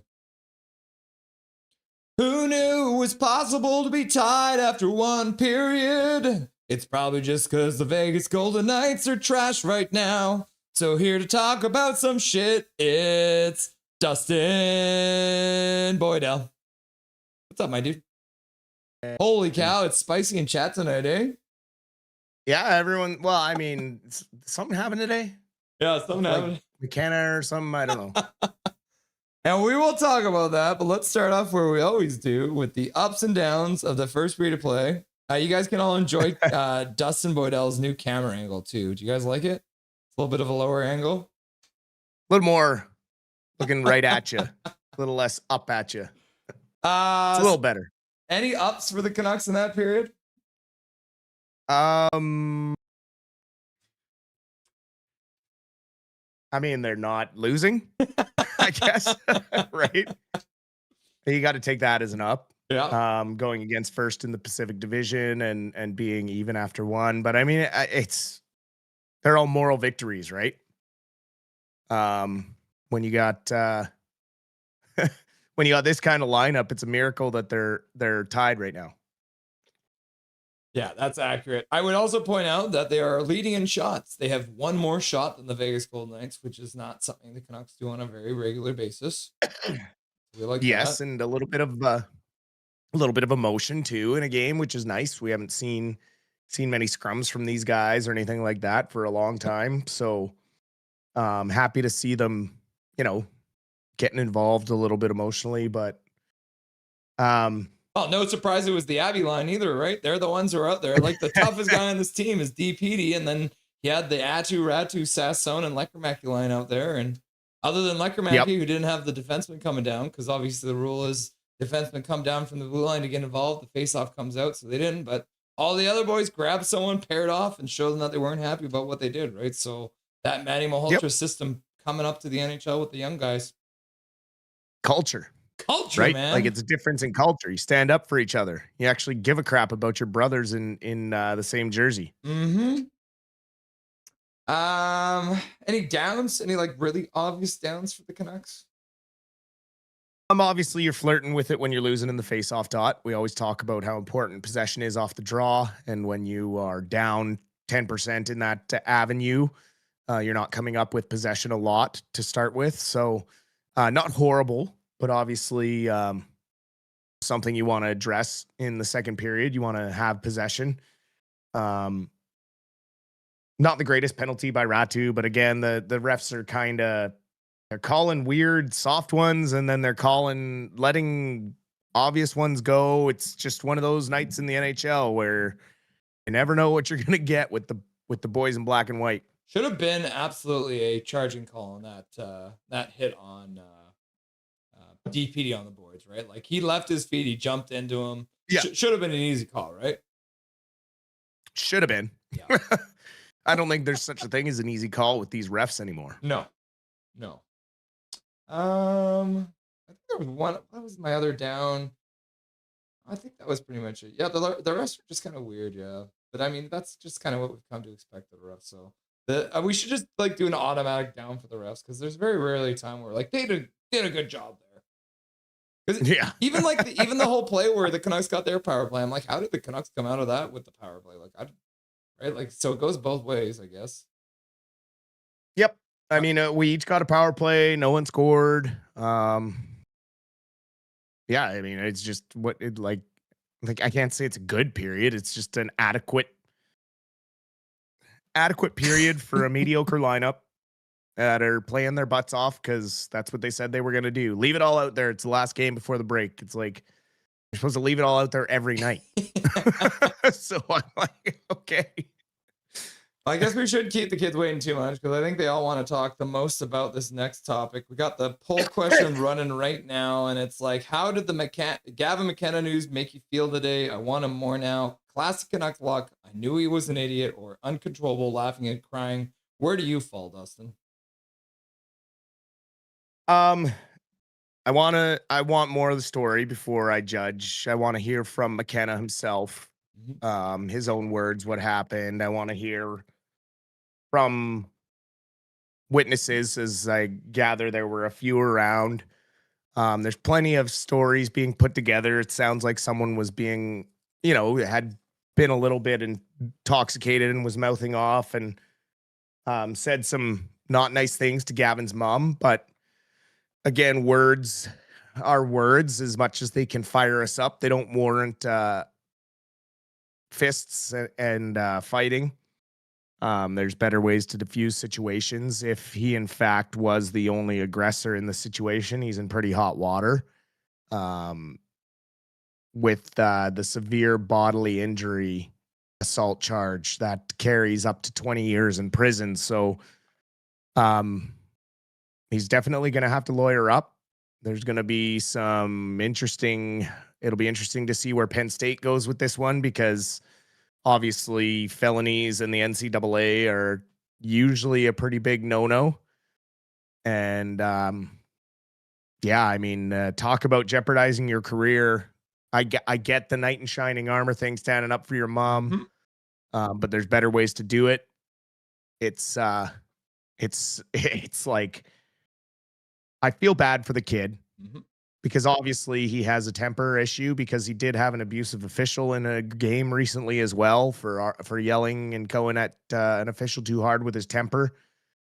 So we'll just have to see what happens. Obviously, there's going to be a lot more to this story. It was pretty shocking when it came out this afternoon, and there are, pieces being put together. But there's also reports that this gentleman that was verbally assaulting McKenna's mother also may have pushed her and been physical. So that may potentially absolve Gavin of some wrongdoings, in the sense that he was self-defending someone who was unable to defend themselves. So there's ways that it could be defended.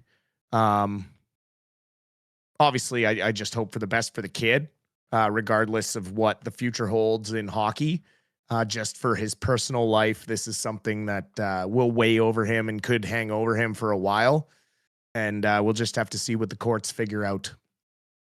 Yeah, and I mean, that's the thing when it comes down to, I saw some people comparing the whole situation to Kevin Bieksa knocking out Fedorov, but not the same situation. Anyone who thinks it is not, because Fedorov knocked the beer out of Bieksa's hand and challenged him to a fight, right? Yeah, that was a willing participant. Yeah, and then he knocked him out with one punch, and then Kevin Bieksa got the call up the next day because nobody wanted Fedorov in the organization. Seemed like kind of a dick anyways. But again, it was two willing participants, whereas if someone's running your mouth in public and you go and punch them in the face and break their jaw, boom, it doesn't matter. I don't think his mom is going to be happy that she got defended if her kid either doesn't play in the NHL as a result or ends up behind bars, right? So, yeah, defend your mom, 100%, especially if there was physicality happening there. You got to stand up for the people in your life, especially your mom. But like you said, throughout this whole conversation, we're going to have to wait and find out. They'll have the court of law, and then we'll hopefully be able to sort everything out. But I mean, at the end of the day now, looks like if the Canucks draft number 1 overall at this point, it's probably going to be Stenberg. Well, yeah, I mean, it's tough to, I mean, on the flip side of that, he can clearly defend himself. Yep.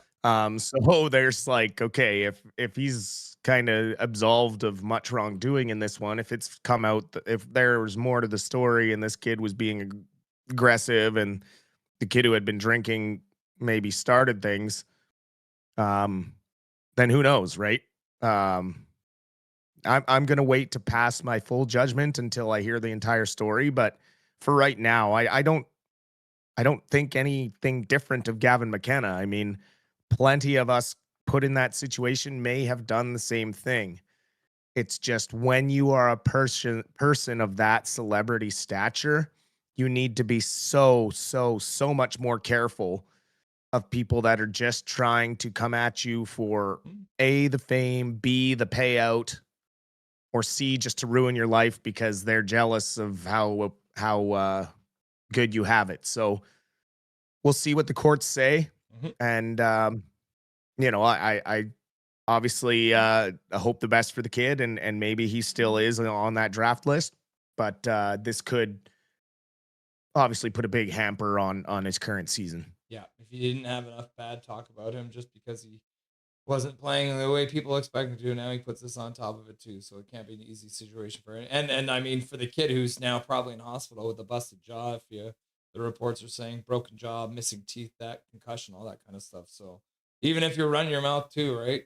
I mean, I guess you fuck around and find out. There's my swear jar for the Rusty and Dusty sideshow, but I mean, words are words, like you said, and I guess my final thing I'll say about this is if it does turn out it was just a simple verbal altercation, then I really question Gavin McKenna's toughness mentally to handle situations and not allow. Because guess what? You're going to be playing a league, and you're going to hear a lot. You're going to hear a lot worse than what you just heard. Yeah. Right. So you gotta figure that out. Got to toughen up, kid. Yep.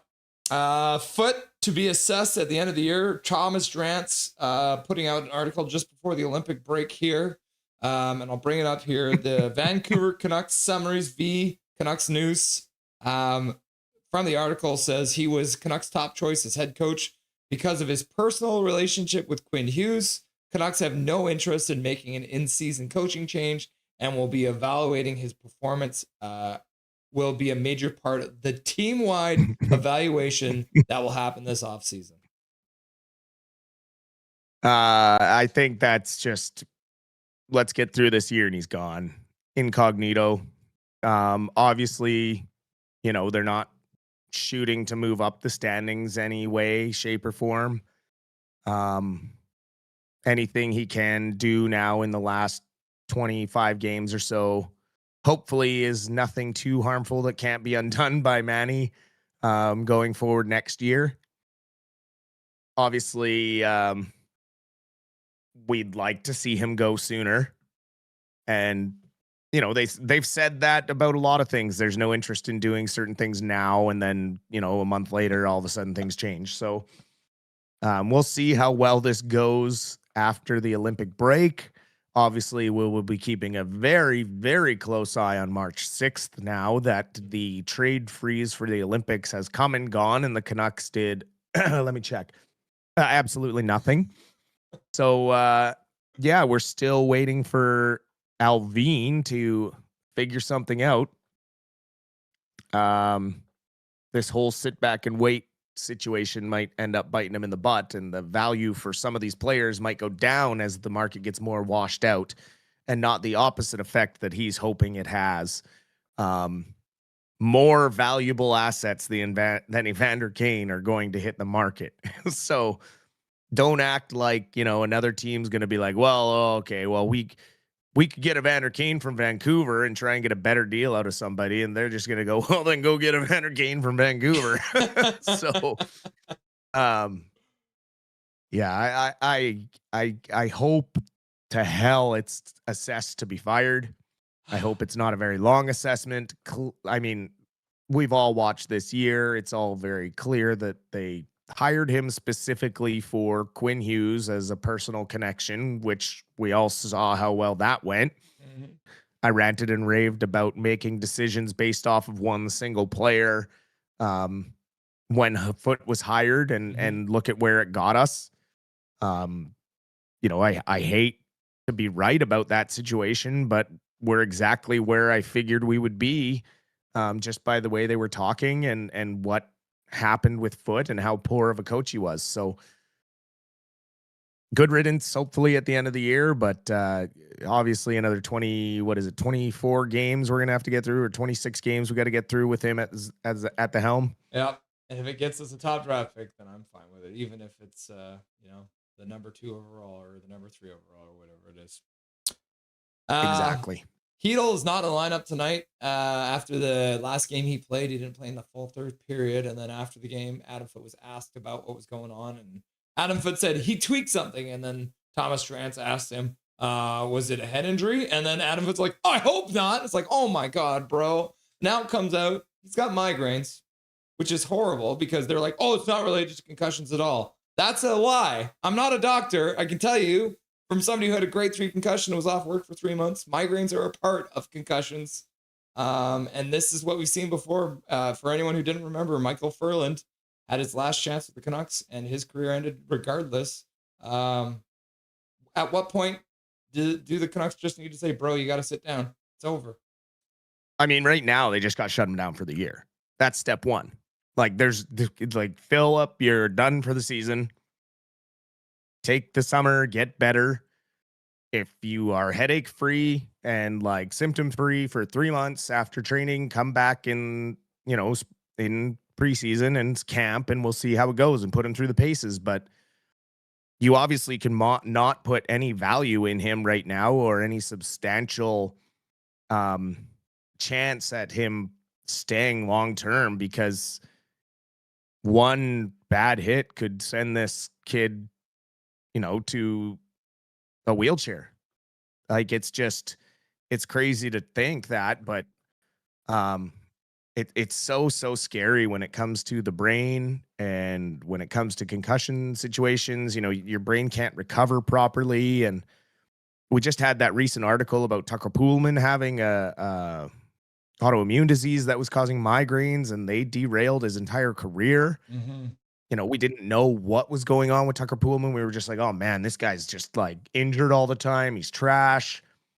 And then when it comes out, this poor kid couldn't even like see straight out there.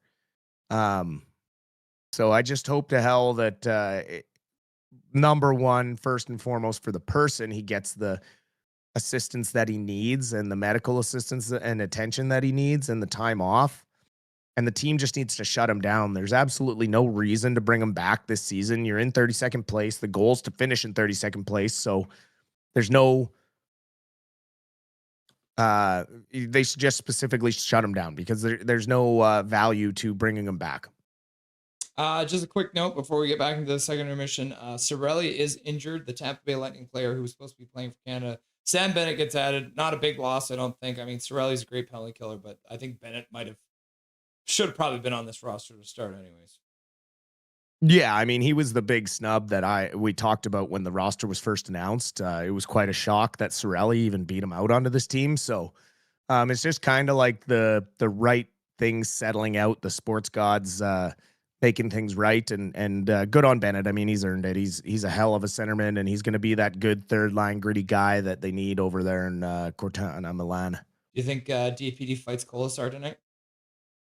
We'll see how the rest of this game goes. If they keep pushing and shoving, if someone gets another big hit in on them, and we know DPD likes to rough it up. So let's see what happens. All right, buddy. Enjoy the second and third period. We'll chat again soon. Absolutely. Cheers. Dustin Boydell, the Silver Fox, stopping by. Look at that timing. Face-off is about to happen. And I will address my hate for Jake Virtanen, because I saw you guys chatting about that. So when I get a minute, I'm going to let you guys know why I hate Jake Virtanen. And it has nothing to do with his court dates. It has to do with him as a human being, because I have met Jake Virtanen repeatedly in my life through various different things. So I will let you guys know why Jake Virtanen is a fucking moron, swear jar. Has nothing to do with his court case. That's just another piece of the lore of why Jake Virtanen is a piece of shit. Just to be clear, what are your feelings on Jake Virtanen? So the short end of it is Jake Virtanen's a fucking moron, right? But I will explain further as to why I have reached that conclusion.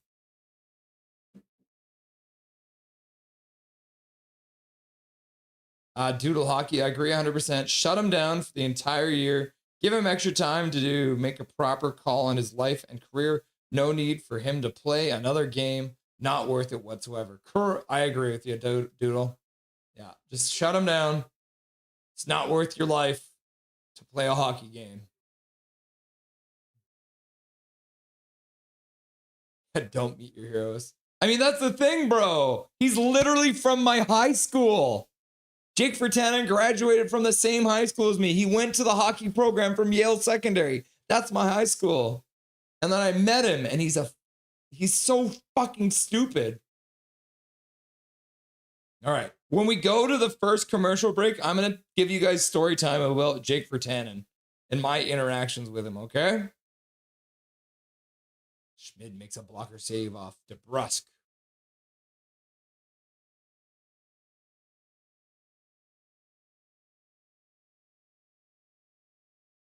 P.O. Joseph pinches down, keeps the puck in.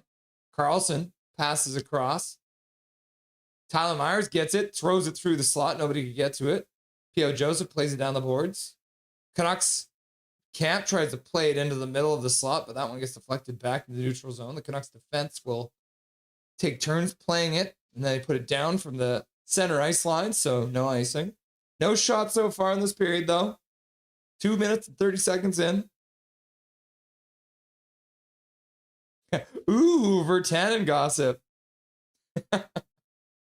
That's not what you said earlier.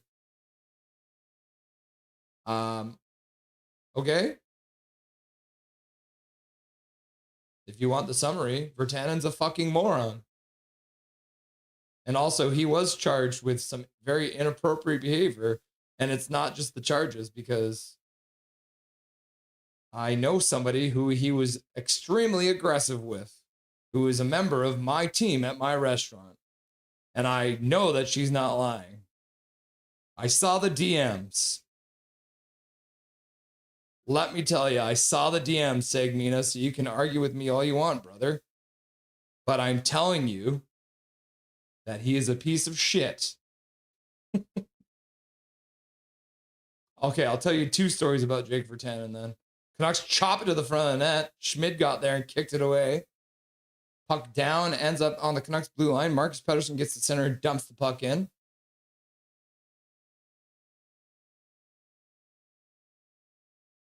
Jake played in my hometown barn in the BCHL. Lankinen puts the puck around the boards. Vegas intercepts it. They play it down the boards. Now they skate in behind the net. Try and play it up front. Ends up getting knocked behind the net. Puck played behind the Canucks net.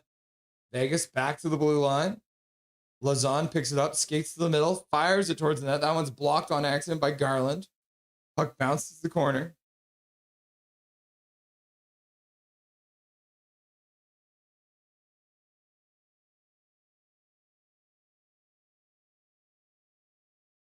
Bluger plays the puck down deep into the Vegas zone. Shot apiece now for each team. Kane picks up the puck in his own zone, plays it out. Puck out of the reach of Petey. Vegas gets in, plays it across the blue line. Shot to the front of the net, and Lankinen makes a save and hangs on. No rebound there. He does the old and hangs on to the puck. Mark Stone taking a shot, but Lankinen saw it all the way.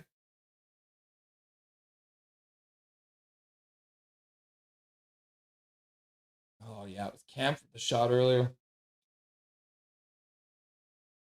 And Eichel trying to go far side top corner. I think it was either the shoulder or the head that Lankinen made the save off Eichel. Lankinen's feeling himself tonight.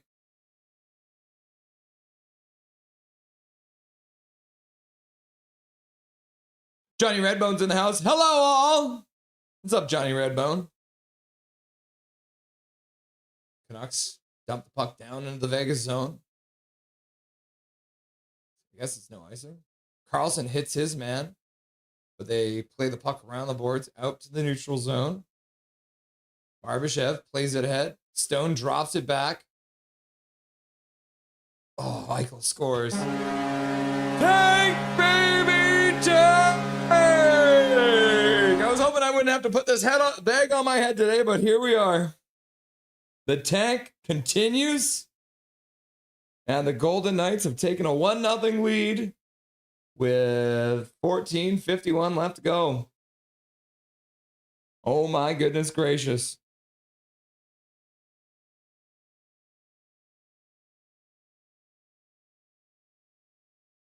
It was Rasmus Andersson out for Eichel, and Eichel fires it far side top corner. This time it works as he went across the body. Camp can't get the block on.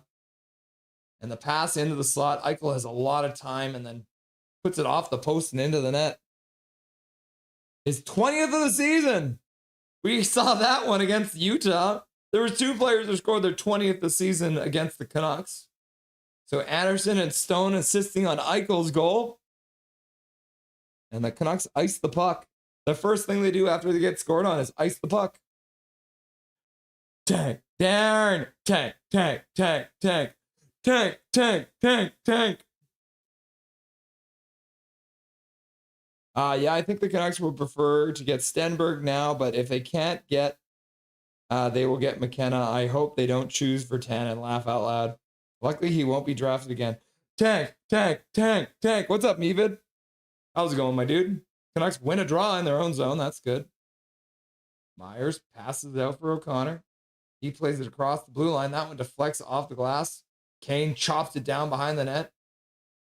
O'Connor comes in, hits his man. Petey comes in, bumps his man off the puck, puts it back to the blue line. Pass into the slot. Kane can't handle it. And then Kane will knock down the attempted pass by Vegas out of the zone. P.O. Joseph puts it over for Petey down the boards. Puck bounces back to Vilander on the point. He puts it down for Drew O'Connor, who spins off the check. Now he's battling with two players. Kane comes in to support. He puts it back to the blue line. P.O. Joseph can't handle the pass and has to retreat back to his own zone. He'll pass up for Kane. Kane puts it back for P.O. Joseph. The Canucks are changing their forwards. The Canucks Abbey line will come out. Ratu stops up, looks back to the blue line, passes there for Marcus Pettersson. Puck blocked in front. Not on a block on purpose by Lauzon. He goes down as it hit him in the ankle. That didn't look like it was comfortable. And then Vegas comes in. They got a break and they score. Tank, baby, tank. We still have Mevid's tank, baby, tank on the screen, and we got another one. Is this what is this? Yeah, this is my ripped off shirt, right? Woo! Tank, says Kayla. And then said Dean Wise, like, swear jar. Wave! Tank. And then Luke Flyswatter was like, boo! And then Michael Child's like, oof. And then Carly's like, there should have been a Vegas penalty. Boo! 2 out of 6. Mevid's like, tank. Marcus Pettersson and Vilander out there together. Bobby's like, tank. Pull the goalie. Sorry, Russ. I love you. Just got to play devil's advocate. Fair enough, Segmina. I'm not mad. My dude. I appreciate that. That's the thing. We got to have discussions, right? And I get it. I do get it. Virtanen was found not guilty for his charges, but I have other reasons to hate Virtanen. I have other reasons. Big Mac, tank. The real Eric Hunter's like, damn it. Dijon Mustard, I miss going to Vegas. And then Evelyn's like, tank, baby, tank. The real Eric Hunter's like, tank. The Canucks bring it in. Oh! Canucks score! EP25 gets the puck across. Was that? I think that was Ogren who passed it over to him, and the Canucks have made it a 2-1 game. Oh my God, I'm knocking shit all over the place. EP25 takes a dirty hit earlier and then gets a beautiful pass from Ogren. So Hronek, Bluger plays it up the boards for Ogren. DPD activates, and then he gets a little bit of space as Vegas didn't see him coming, and he shoots the puck right through Schmid, and the Vancouver Canucks have made it a 1-goal game. Woo! Go. Trevor Linden. T-Tank. And then Eric Hunter with a 5 gifted memberships in the chat. Oh my God. There you go. Adam Lee 007. Callum McKenzie gets his gifted membership. Patch Life, Sweet Identity, and Oh My Lord 666 getting free gifted memberships courtesy. Oh, they hit the wrong photo. Oh my God, I'm literally gonna go back. Hang on. Can I go back? I gotta. This is ridiculous. I'm literally pausing the game and walking away from you guys for a second.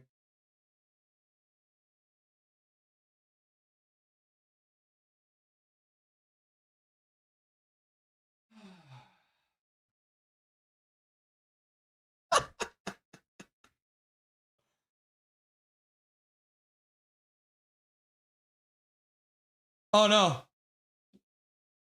Uh-oh. Oh, well, they scored while I was doing things. Tank, baby, tank! So get an assist on it. I can't even get back to my seat, and it's now 3-1 for the Vegas Golden Knights. 12:15 left to go in this second period of play. As the Vegas Golden Knights score a goal to make it 3-1. I didn't even finish reading Eric Hunter's donos. So, Adam Lee 007, Cal McKenzie, Patch Life, Sweet Identity, and oh my lord, 666 getting free gift memberships, courtesy of Eric Hunter, that absolute beauty. You'll love to see it. You guys remember when EP25 scored? You see that picture? They used the wrong Pedersen picture. Schmid makes a save. Kane mixing things up in front of the net now.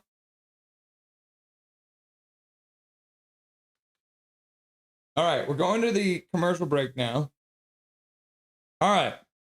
So I promised you guys I would tell you. Okay, the Canucks should do the funniest thing and give EP40 the E. Pedersen jersey next year. Tanking right now. Okay. This is why I hate Jake Virtanen. So, number one, I used to work at YVR. And so the Canucks would fly out of YVR all the time. And I just gotta take this off. It's very sweaty in here. Oh my God. So what I would do for part of my job is I would actually escort the Canucks through the airport, kind of act as a guide to, please change the tank from Russian to Canadian, please. Leopard 2. It's not a Russian tank. It's actually, I believe it's an American tank. But you're right. $10 dono. Okay, Jake Virtanen. So I would escort the Canucks through. I would escort the Canucks through the airport. And then, so like everyone, like it was the time where it was like Bo Horvat and it was Brendan Suter and it was Tanev and Travis Green was a coach. And thank you very much, by the way, for the $10 dono, Eric Hunter. I will work to get a better tank for you.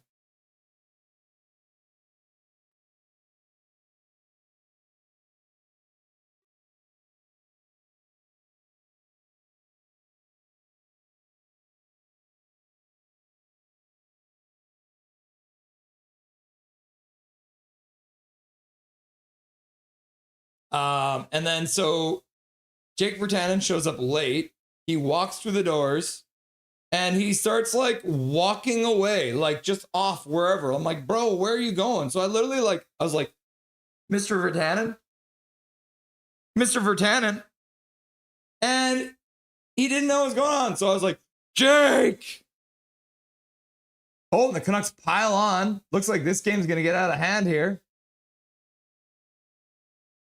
Drew O'Connor gets dragged out of the pile. Kane's there too.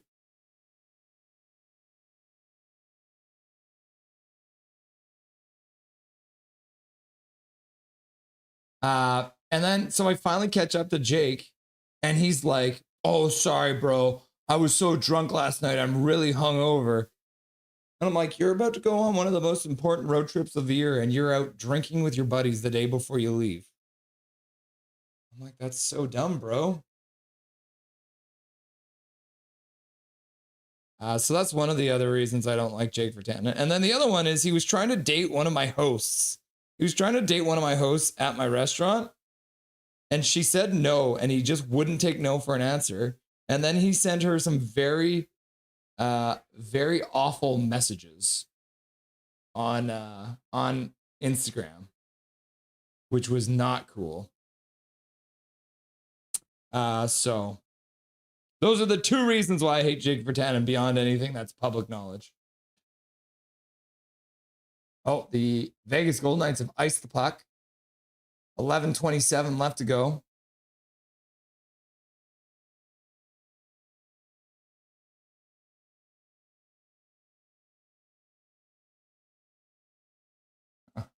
this works.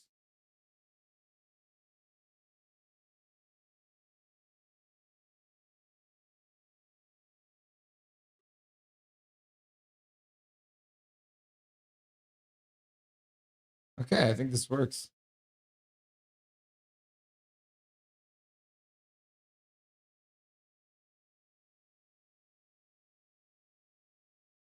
Yeah, so let's just say the things that he said to her were not very nice in the messages that she sent, that he sent to her. Just because she didn't want to go on a date with her. She literally had a boyfriend. Oh, 2-on-1 now for Vegas. Langdon can't make the save because the puck is shot wide. DPD was the only one back.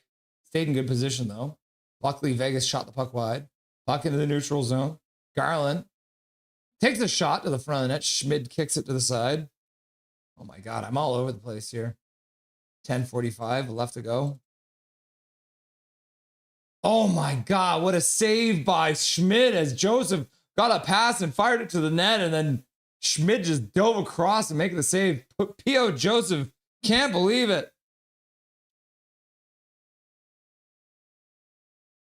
Looks like the Canucks think it might be a goal. Garland with a beautiful pass across the slot. Oh my God, no, it's a save. Schmid dove across. He dove across body and grabbed the puck.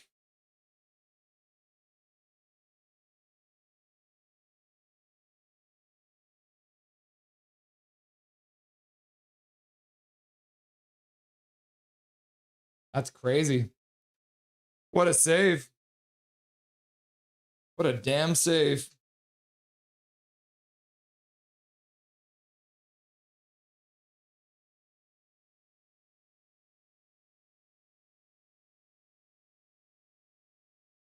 Schmid's feeling himself. Apparently.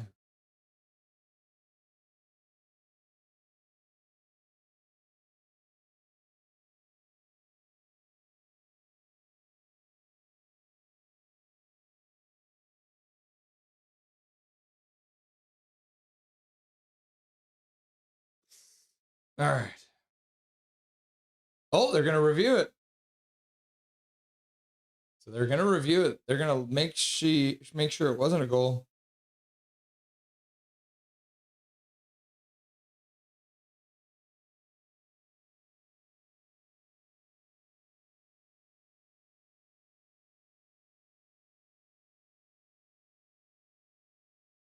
Oh, that I don't know if they can overturn that one. It's one of those ones where it might have been in his glove in the net, but we'll have to get a better look at it.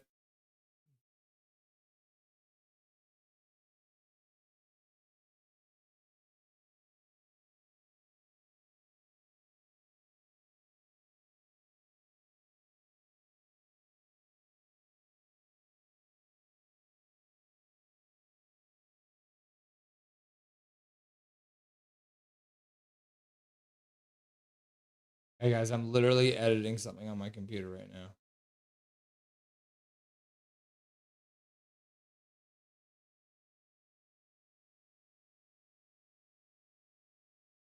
No goal, as expected.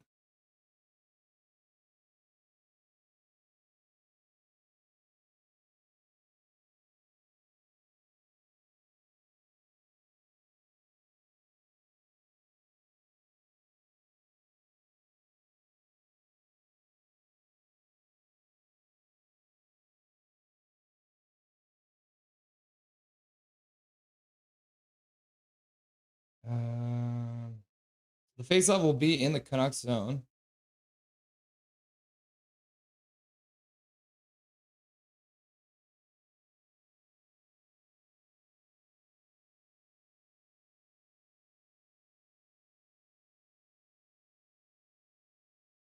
Patterson wins the draw. A rare win for the Canucks. Patterson skated all the way back to blue line, puts the puck down the boards, but puck didn't get deep enough, and now the puck bounces off Petey and into the bench. All right. This is because Eric Hunter wanted this. So I'm going to make it happen.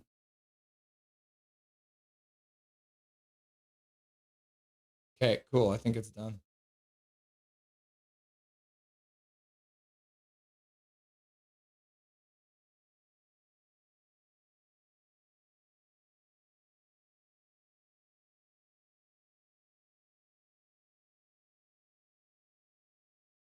Hope this works.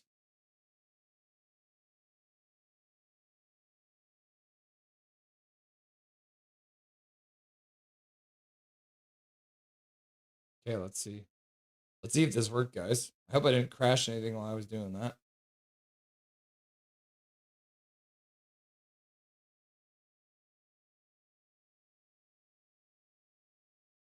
Play underway.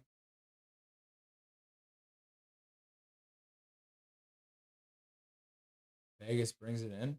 Loses the puck. DeBrusque puts it to the middle. Canucks will chop it into the zone. Okay, let's see. This might work. We'll see. There it is. Canadian Leopard tank instead. Is that appropriate for you, Hunter? I used the Canadian tank instead. Not bad? What do you think? Do I have your blessing? Because I know you actually worked with tanks. For anyone who didn't know.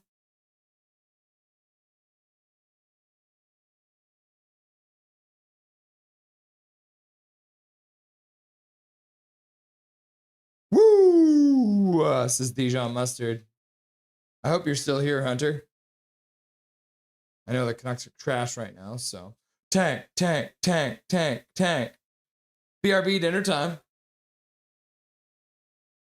Ooh, backhander off. The defenseman in front. Lekramacky gets the center, dumps the puck in. Atchu moves in on the forecheck, throws a hit, pins the man to the board. Lekramacky comes in, jars the puck free, but Vegas had 4 guys down low, so they come out with the puck. Barbashev, Marner with a play between his own legs, shot to the front of that. That one's blocked in front by the Vegas player. Amazing with a $5 dono. Thank you very much, Eric Hunter. I appreciate it. Yet another donation. And it does make sense, right? We got to make sure that we represent Canada, because that is a Canadian tank. Runaway tank, never going back. Wrong way, one-way track. Hunter, Hunter, Hunter, Hunter, Hunter, Hunter, Hunter, Hunter, Hunter, Hunter. Hunter, Hunter. And then Bobby's like, Hunter, Hunter, Hunter, Hunter, Hunter. Puck down into the Canucks zone. Garland starts out over center, dumps it in from the blue line. Puck rings around the dasher. Ogren tries to get to it. Lazon gets there first. Puck played behind the Vegas net. They'll skate onto it. 8 minutes left to go, and they'll skate out. Canucks have 8 shots this period, and they're still trailing for some reason. Thank you very much, Eric, for your $5 dono and your $10 dono early. I appreciate you very much, my dude. You're an absolute beauty. Hunter hype! Played offside. They don't clear out. There goes the whistle. 7:39 left to go in the second period of play. Hype! In making my kid do his I'm making my kid do his homework too. Riley Fraser, Kevin stinks. What do we want? Tank! When do we want it? Now! And X-May is like, I used to work at YVR too. Ooh, it's such a weird place, isn't it? Let's go Vegas! It's just incredible. And then Evelyn's just like watching. You sound like you were an Air Canada super elite concierge, laugh out loud. I did not work for Air Canada, but I did do Air Canada's job for them. I told you about the time Air Canada forgot the Stanley Cup, right? That's one thing I can tell you guys about. Let's see. Start. I think I have it in here. Yeah, so one time Air Canada was just like, you know what? Air Canada left the Stanley Cup at YVR.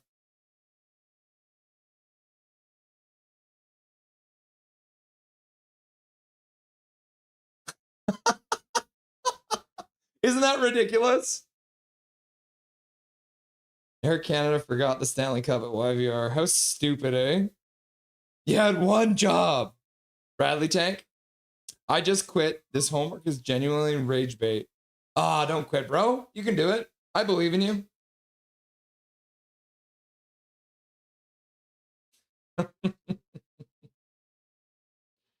Oh, yeah. Yeah, that was one of my jobs, dealing with Air Canada's BS. Bradley is an IFV, says Michael Chow. Sherman Tank, says X2 May 374. If Virtanen was smart enough to actually close the benches, Besser avoids his spinal injury and actually becomes Brett Hall. I didn't even think about that part, Callum. That's a good point, too. The moms are like, and we are on Fremont Street, drinking and puking, laughing and crying. Use the old Canadian Valentine Tank. Tyrone states, I missed half the second and 4 goals were scored. Oh, the puck's right in front. The Canucks trying to clear it out. You literally have 3 Canucks standing there and they can't clear it out. Vegas. Oh, puck down low and that one gets knocked away. I think that was DPD who knocked that one away. Oh my God. Seriously, that's not cool of Jake Virtanen. Yeah. Crazy, says Sensei Dean Y. This is the second, right? I am unstuck in time. So it goes. Kurt Vongut. Anyone know what Jake is doing now? Is he painting houses? He's playing, I believe, in Russia. I think he's on a team in Russia or Europe. Canucks now cleared out. Hronek. Pass over for DeBrusk. DeBrusk can't get a shot off. That one gets blocked. Takes his man in the corner, but can't come up with the puck because Jake DeBrusk doesn't know how to take the puck out of the corner. You guys don't know most pro hockey players mostly care about shagging as many hot birds and going out to enjoy life. Good-looking, fit millionaires in their 20s. It's what they do. Laugh out loud until someone says no, and then they act like little bitch babies like Jake Virtanen did. That's insane. Any of you grew up playing or being around competitive hockey, you'd know how toxic. Oh my God, Garland centers the puck and the Canucks got a chance on net. Garland plays it across the zone. Vilander skates onto it, spins out of the corner, skates back up the far boards, passes across there for Ogren. Ogren puts it down low for Garland. Garland tries to put it back out front, but he puts it off his own man, skates Bluger, who's in front. And the puck deflects into the corner, and the Golden Eyes will just chop it into the neutral zone. Vilander picks it up. He'll pass all the way up for Bluger, who puts it off the boards for Garland, who leaves it for Ogren. Ogren fires it, but fans on it, grabs the puck back, puts it down the boards, but gets knocked down, and the Golden Eyes will skate out. Pass across. Myers first one back. Puck fired wide, ends up on the end boards, near side corner.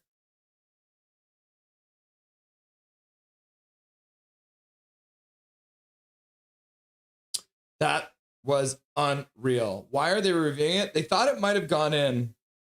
Wonder why they're checking it. Because if it was in his glove in the net, that's why it would have been. Would have been goaltender interference anyways.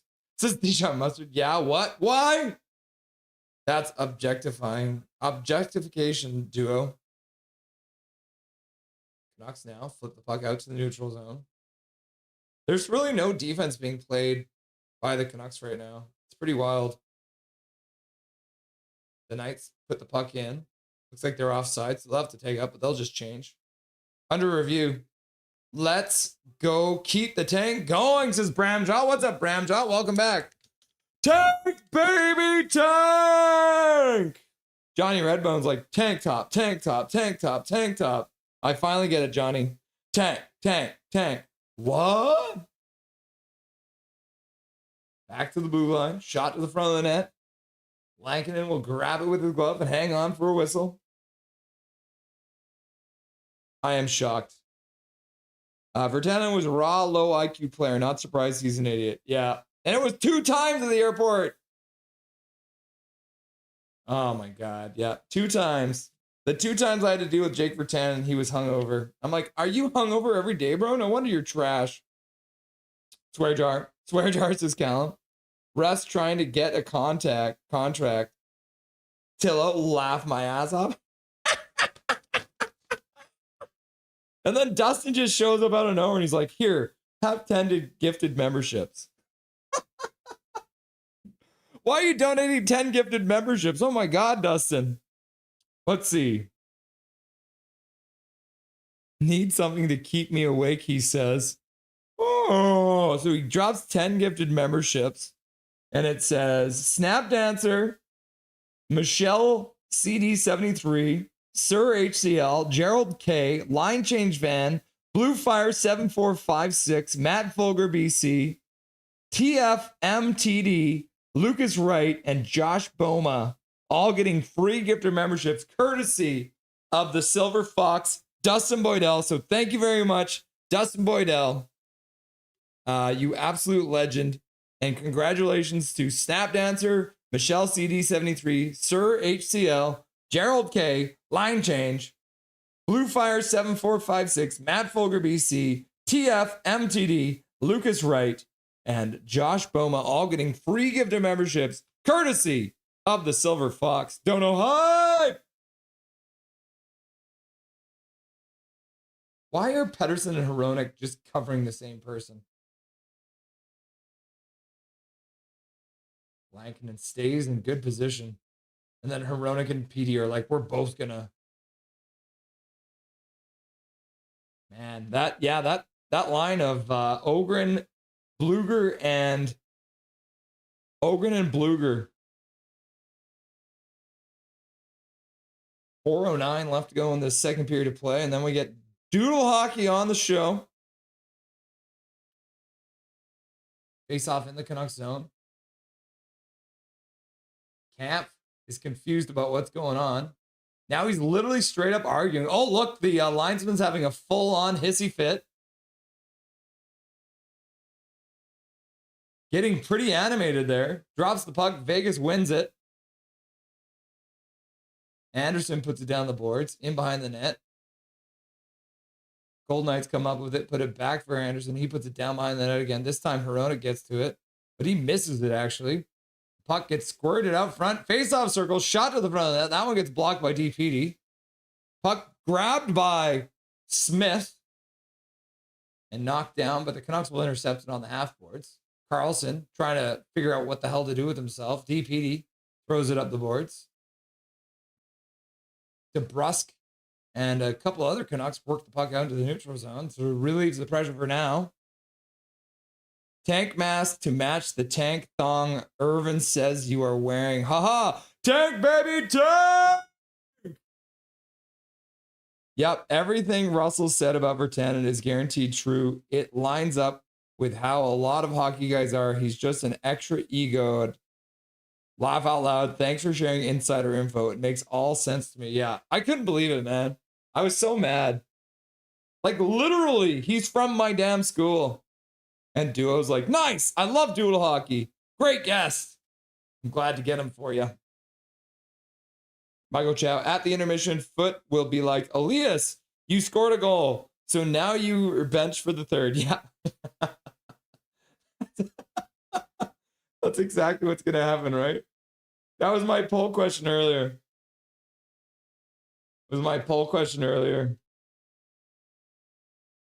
Let's bring it up here. Oh, wow. Why the heck is my live stream has popped up? Oh, no, what's happening?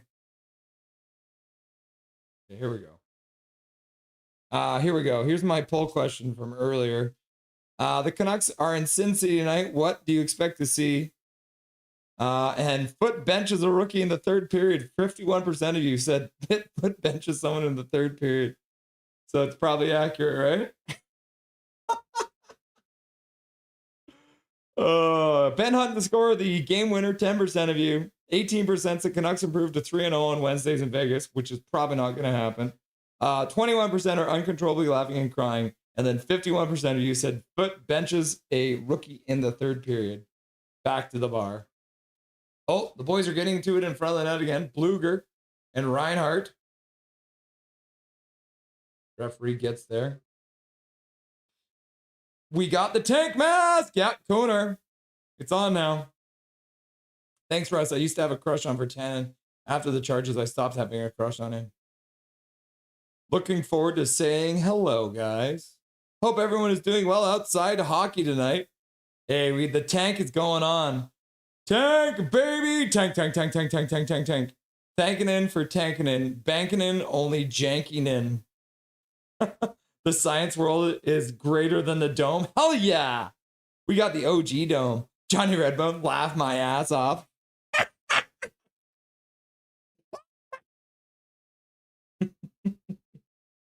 Man has media members on every video nowadays. All right, I didn't stop the clock earlier. There's 2 minutes left to go in the game now, or in the second period. What's Doodle Hockey? He's got a channel called Doodle Hockey. Which looks like this. He's got a doodle. Looks like he's got a border collie too. Very cute. Yeah, he's got a doodle. So Trevor Linden. Goal. I wish. Trevor Linden would probably score more goals in this roster right now. Puck into the neutral zone. Vegas takes control. They'll play it into the neutral zone further. Mark Stone dumps it in from center. The Golden Knights will start a change. Canucks start out.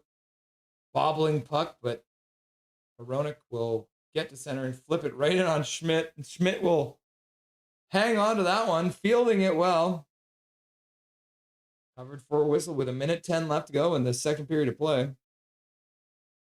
How can you tell it's a good sports bar? Ross, did Virtanen's dad work at YVR as well? I don't know. Oh, I never met him. He might have. Tank, tank, tank, tank, tank, tank, tank, tank. Oh, the boys are gathering for a chat. They're going to figure out what they want to do off the face-off. And the linesman's like, come and take the face-off. Petey's like, okay. All right, here we go.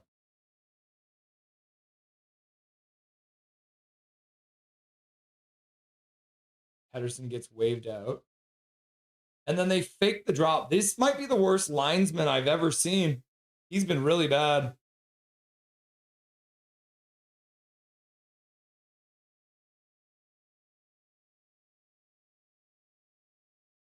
Puck into the Vegas zone, but they'll pick it up and dump it right back out. Canucks almost played it offside, but Vegas intercepted. Now Marcus Pedersen plays it off to Drew O'Connor, but Drew O'Connor loses it. Puck squirts down into the Vegas zone. Picked up behind the net by Vegas, and they'll pass up the boards into the neutral zone. And then Marner will chop at the puck. Lankinen plays it to the side. Bank pass off the backboards for Marcus Pedersen. He'll play it all the way up into the neutral zone. Petey with a pass across the zone. And the Canucks are offside, I guess, with 21 seconds left to go in the second period of play.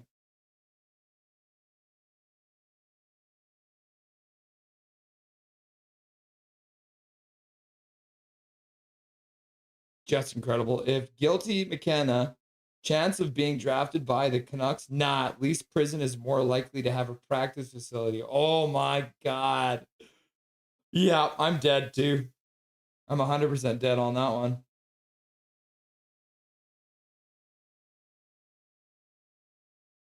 This season will be a study of Russ's descent into madness. Yep. Oh, Canucks score! Oh my God! A shot from the point. Seeing a shot by P.O. Joseph. All the most unpredictable goals. P.O. Joseph with 7.8 seconds left to go. Oh my goodness gracious! The Canucks make it a 1-goal game. Woo! All right, I'm gonna take this off because they scored. Back to the blue line. Garland cues it up. P.O. Joseph fakes it, swings it towards the front of the net, and yeah, right through a crowd. Does it hit something in front? Nah. Just goes right through a crowd and finds the back of the net. Yeah, good fake shot. And then just, yeah, right down. Looks like Rasmus Anderson with a perfect screen in front. And you love to see it. Eric Hunter showing up with a gifted membership. And that one goes out to Doodle Hockey. There it is. So Doodle Hockey getting a free gift or membership right before he comes on. And that'll do it for the period. So thank you very much, Eric Hunter, for the gifted membership. I appreciate you very much. Donating to Dobby's College Education Fund, you absolute beauty. You love to see it. Giver! You love to see it. Humongous is here. What's up, Humongous? Nice to see you, my dude. All right, let's get Doodle Hockey on the line, shall we?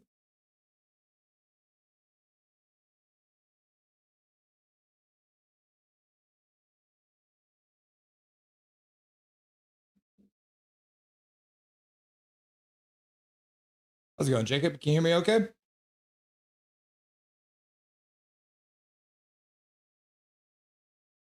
Hello, bonjour. Hello, bonjour. Give a second here. I'll get everything set up for you guys. Can you hear me now? Oh, perfect. I can hear you now too. I'm just making sure your head fits in the screen. Everyone's got a different shaped head, you know? Let's see. That's and then here. Okay, cool. Looks like everything's all good to go. All right, guys. I showed you just a minute ago. We've got Doodle Hockey coming on. I'm going to throw his YouTube channel right into the chat right now and pin it for you. So if you haven't done yet, make sure you go over and subscribe to him. He's grinding it out, getting back from a 2-week period of being horribly sick, but he's feeling better now and he's back and he's ready to go on Nothing is Perfect. How's it going, my dude? Hold on, man. Nice to be here with you guys, man. Appreciate it. Good to have you. Okay, my first questions are, okay, you've got a doodle right now. I do see a picture on your YouTube page too. Is that a border collie that's in the middle there too?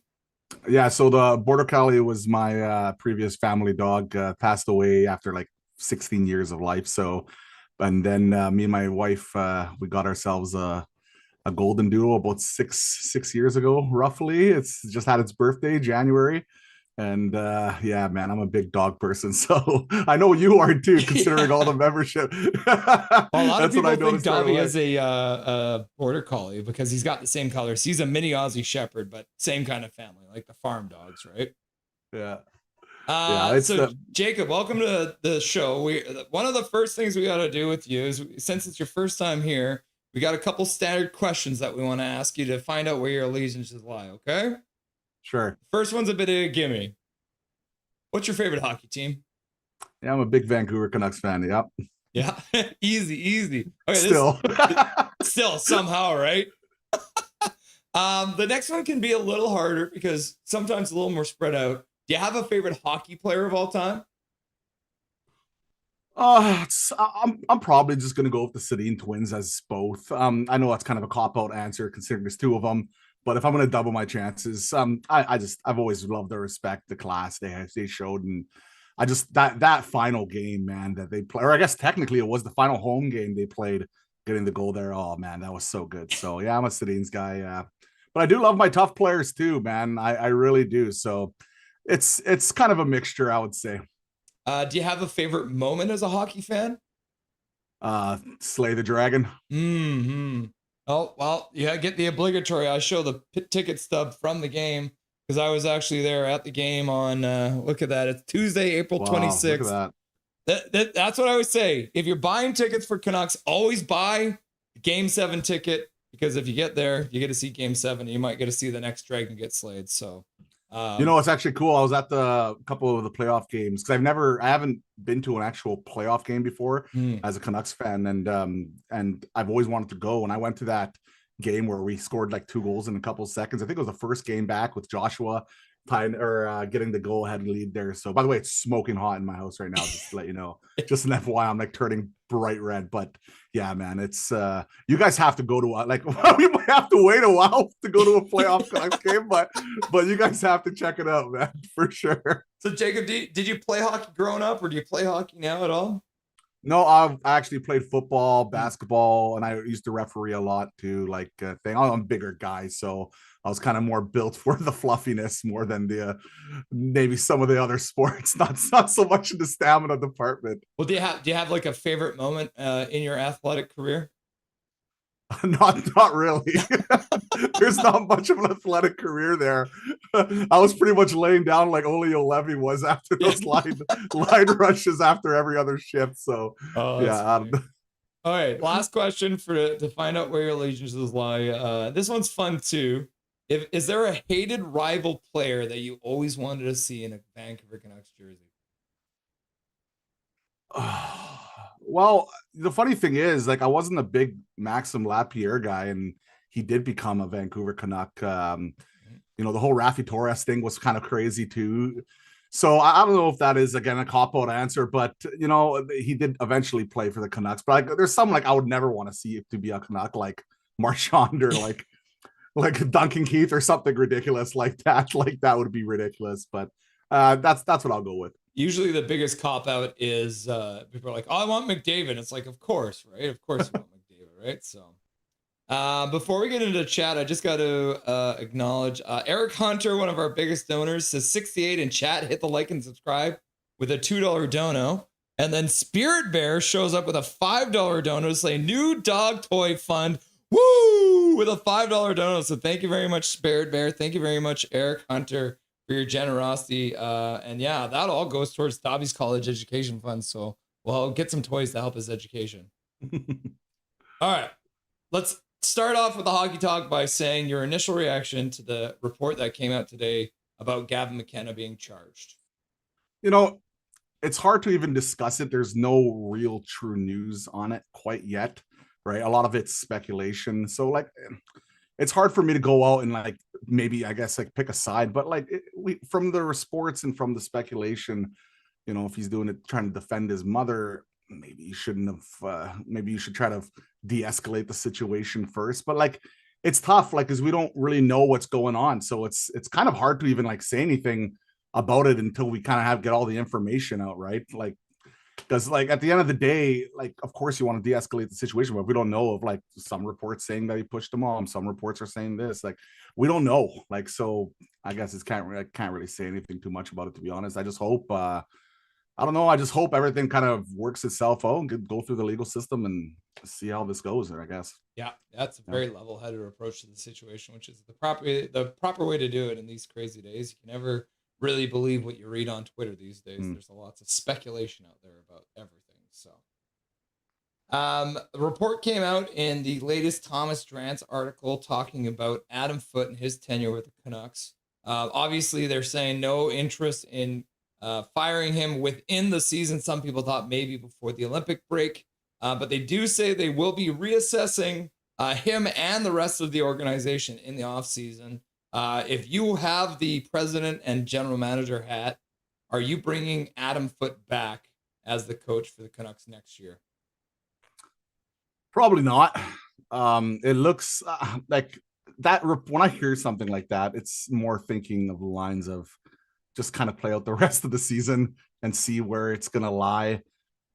Personally, I don't like cheering for people to lose their jobs. Like, I get it's their careers, their livelihoods and all that stuff, but like we're last place in the league by 7 points. This game doesn't look, well, I guess it's looking a little bit better now after that late goal, but this game doesn't look so great either. So yeah, I would say probably there's a pretty good chance that he is going to get let go.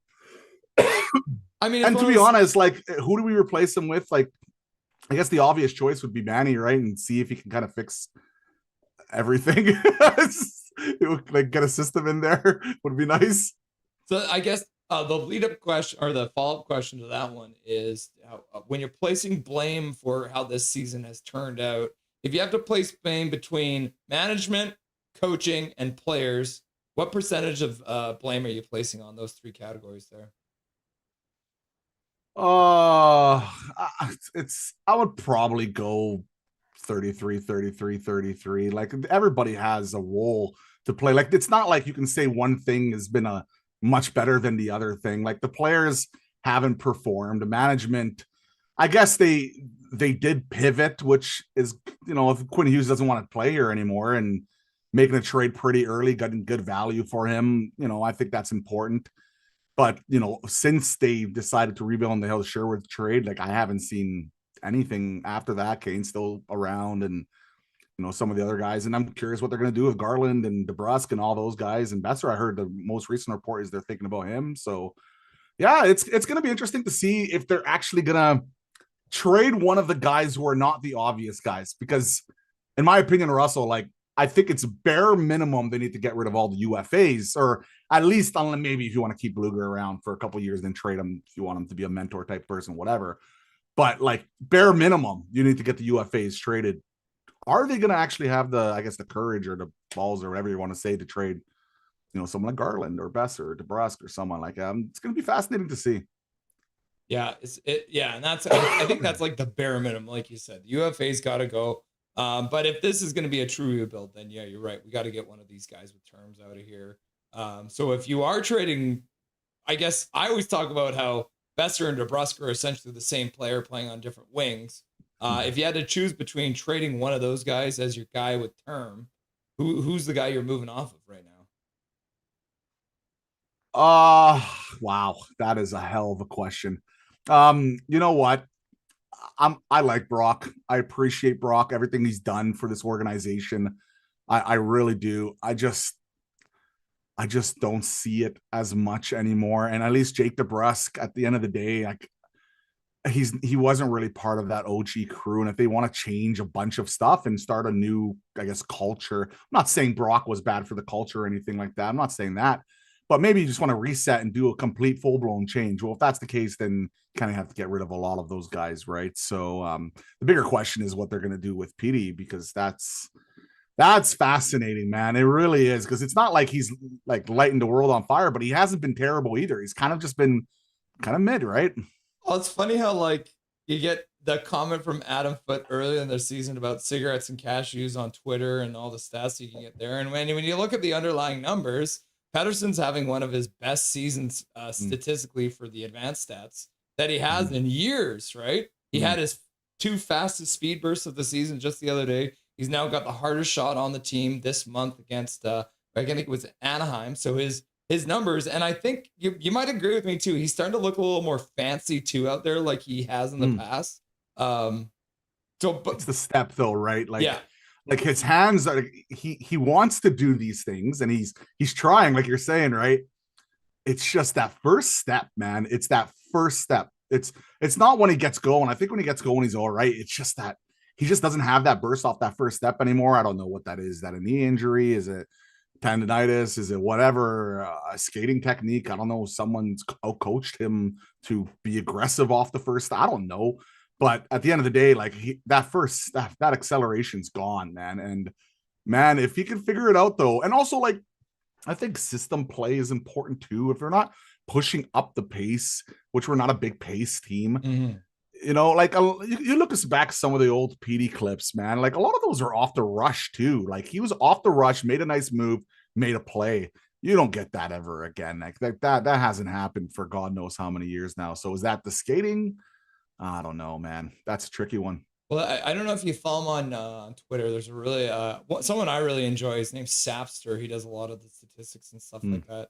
And one thing that he pointed out recently is Petey was encouraged by management and Rick Tocchet and whoever else was within the other organization. You need to get bigger. You need to get tougher. So I think now he's listed at about 185 pounds. He came into the league at about 176. Is the amount of weight he added to be a little tougher maybe part of the reason why he is not as flight-of-footed as he is right now, you think? Well, remember back when they were everybody talking about how he needed to add muscle and be a tough guy, and he's getting pushed around a lot. And then he completely changed his regime. He came in, he was bulked up. Remember those pictures where they had him like he was like really skinny, and then he had him really bulked up, and he was even showing him off on socials and stuff. And so maybe it has a small part of it, but like it's how many years now, right? Like you'd think the skating would improve. I think there's something more there. I don't think it's just mentally. I think there's just something going on and that we don't really know. And I don't know if we're ever going to find out or not anytime soon, considering he just signed his big long-term contract. But yeah, it's a tricky one, man. Yeah, and I think the thing with Petey, earlier in the year, he said there's some kind of injury that he says he's going to be dealing with for the rest of the year. The Olympics are about to get started, so I'm kind of excited to see what he can do with some of the top talent from Sweden. Is there any amount of concern that maybe he goes over there playing in Italy on some bad ice and maybe tweaks something and maybe regresses a little bit for the skating that we have seen improve just a little bit lately? I think a lot of Canucks fans, I think it's fair to say, just want him to see him perform at a good level. He's going to get opportunities with Leo Carlson being out, right? So he's going to get more opportunities. He might even get top power play unit opportunities, which is something we'd like to see. Am I concerned about getting hurt? I just want him to perform well. Like, I guess there's a chance everybody gets hurt when they're going to Olympics, but Canucks are in full tank mode anyway. So when it comes to think about that, like as a human, sure, we don't want to see him get hurt. I just hope he goes out there and like lights it up. And if he does light it up, hey man, maybe that's a signal to some of these other teams. They're like, hey, maybe it is the Canucks' fault. It's the Canucks' problem. So we can go out and trade him for a half decent value package if they want to do that. Or we can hold on to him for another year, pick one of the top 2 wingers or whatever we got to get in the draft, right? And see how they play with them. If he plays with McKenna or Stenberg or whatever. And then we can kind of see if it's more, maybe it's a line issue, maybe it's a chemistry issue. Who knows, man? There's so many different things. So Jacob, for anyone who hasn't tuned into your channel before, what would you say to the people who are new to the Jacob Doodle and Doodle Hockey? What will bring people to your page, and what can they expect from your YouTube channel? High energy, positivity. I like to take the optimistic route on a lot of things.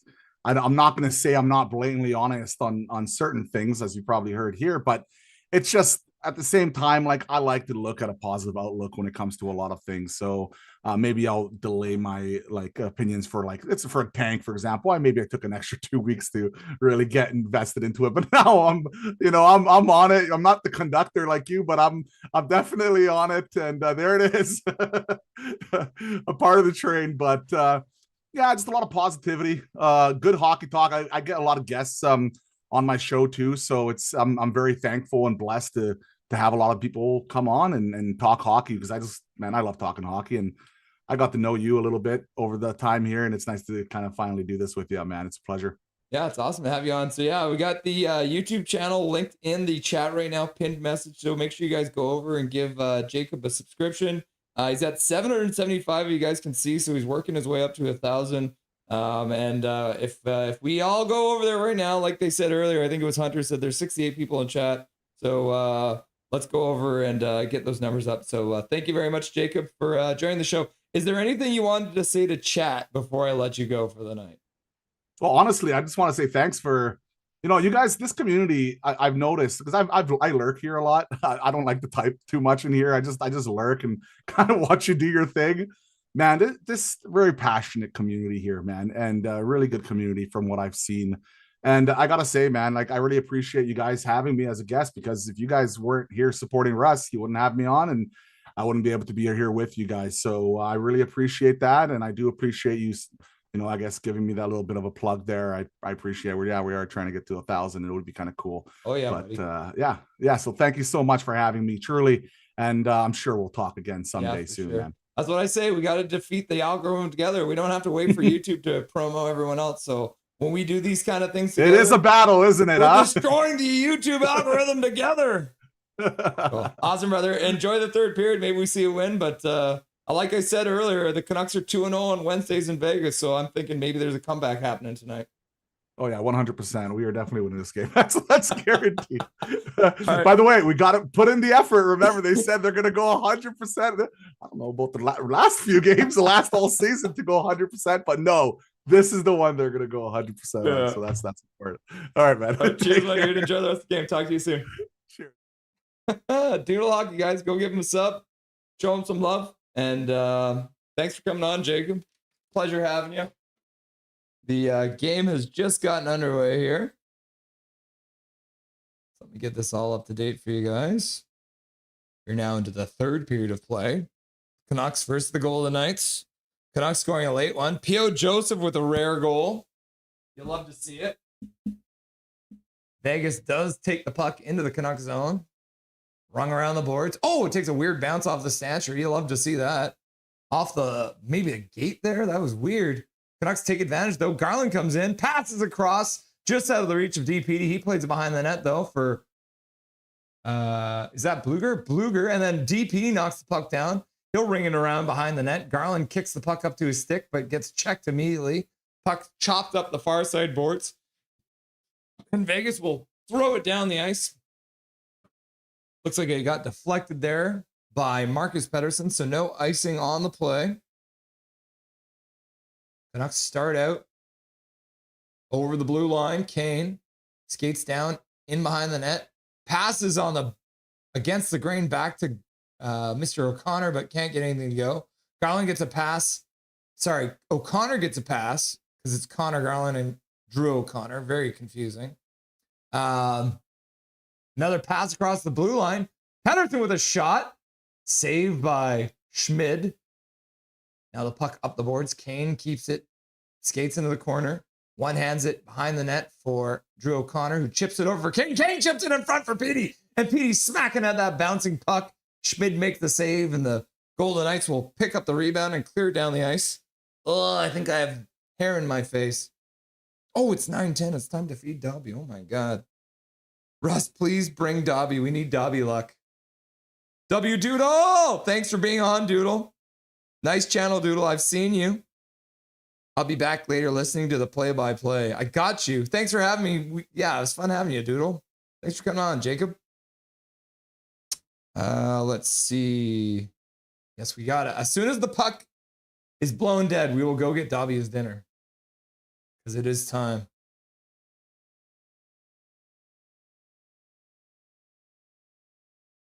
Tank, baby, tank! I should have never taken this off because the Golden Knights have scored now. Puck goes down low to the side of the net, backdoor play, and the Golden Knights have restored their 2-goal lead.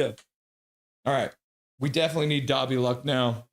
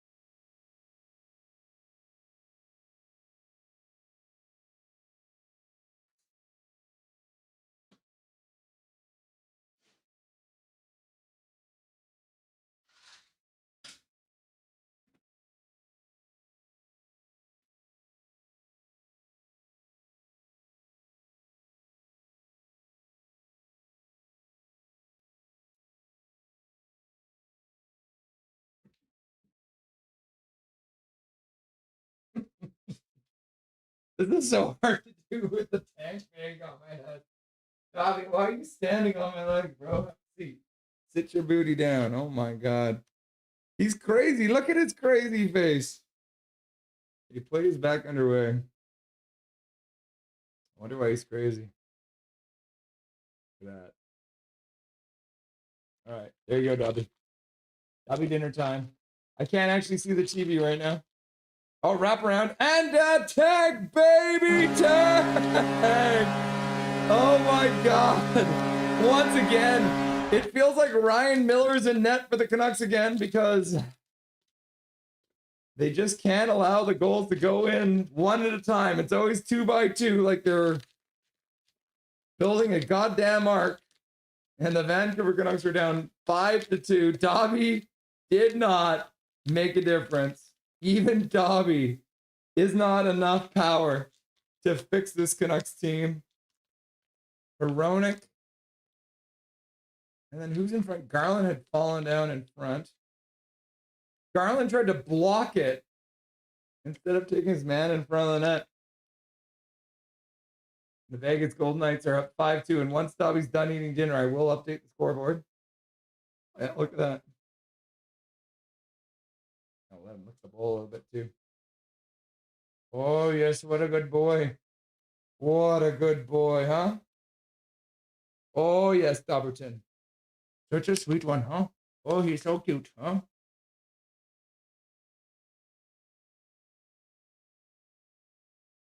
Oh, yes, what a sweet boy, huh?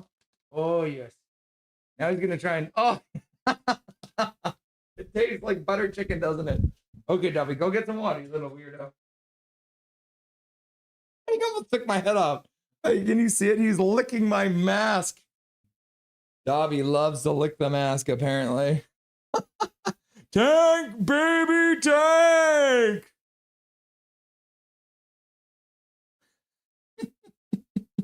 The real Eric Hunter's like, Jesus. And then Shannon's like, Dobby, I will help you out.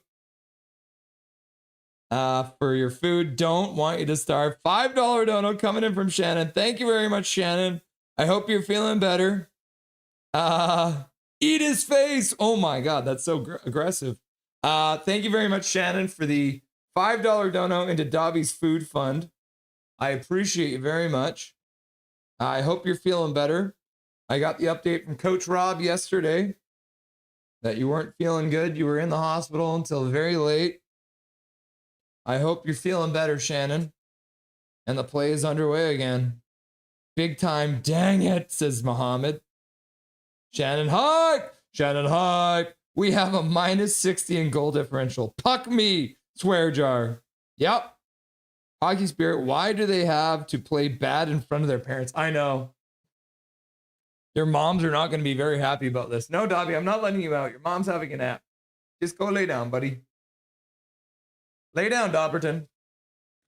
Vancouver knocks down a player going to the front of the net. Max Sasson loses into the corner. Keeps it, though. Plays it up the boards.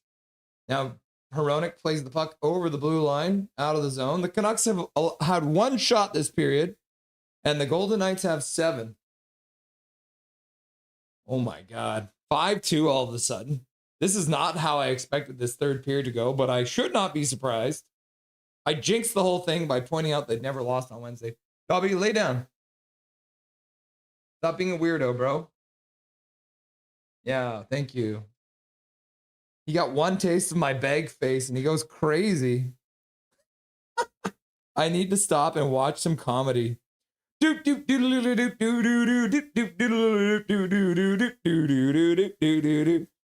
Johnny Redbone's like, Dobby says, tank, baby, tank. And then he just starts melting. My face just melts off me. Yeah, I don't know. My handy dart driver is getting her cat food. And then we will get him on handy dart and drive home. Dobby is like, why the hell are you wearing a bag? Yeah, all he knows is that it smells like butter chicken and he likes it. Connor Gill, Russ, seeing you wear the paper bag, it's become so sad and tragic to watch. Join the dark side. You're all welcome. Okay, Vegas is Theodore, plays it up for Eichel. They start out through center. Eichel brings it over the blue line. Skates right by Pettersson, who just swings his stick at him a couple times. Vilander does the same thing. Eichel plays it back to the blue line, but that one gets out. Dobby, lay down. Lay down. Just chill out, bro. I know you need a nap. Kane's onto the ice. He gives the puck away in his own zone. Vegas keeps it in. Eichel on the backhand through the faceoff circle near side, back to the blue line. One touch pass across the blue line. Now the Vegas player gets it back, puts it down for Eichel, back up to the blue line, across the blue line, down the far side boards, rung around, back for Eichel. Back for Anderson. Anderson fires it down low, and that one deflects over the glass and out of play. Canucks are down 5-2 with 12:22 left to go in the third period of play. Boo! Evelyn's like, tank, baby, tank! And then Segmin is like, they're gonna hear it in their dreams. I will. Boo! Boo! Boo! Says Luke, listening while my handy dart driver is getting cat food, and then we will get on the bus. Dobby, Dobby, Dobby. And Michael Chow's like, oh, wow. And Duo's like, wow, we are bad. Laugh out loud. And Sensei Dean White's like, and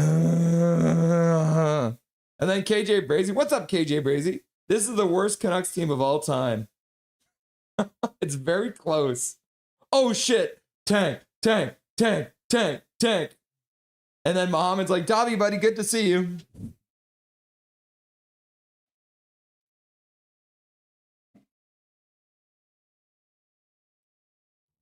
He's finally laying down in his bed. He had a happy look on his face, Mohammed, when I told him that. Well, if nothing else, at least the Canucks are meeting expectations. Yep. Too evil. Too evil. Yes, I can drink through the mask. Whoever put $20 on Vegas, good job. 5, 6. No pride. They do not have pride. Nope. It's always profitable betting against the team. Again, I really wanted to win tonight, but the Canucks are going to Canucks. Yep. Honestly, Lank sucks.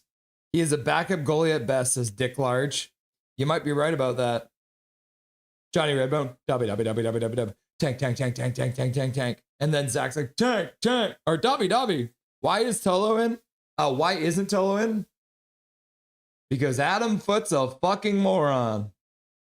Sweet boy, says Johnny. Most teams would be worried about the other teams cheap shotting them at this point in the game, but Vegas is skating around without a care. Yeah. Oh, whatever, backup. Ha ha!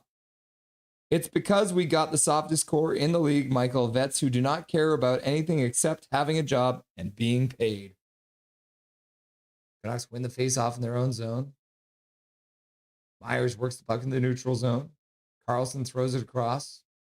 Camp dumps it in, bounces off the end board, picked up by Vegas behind their own net.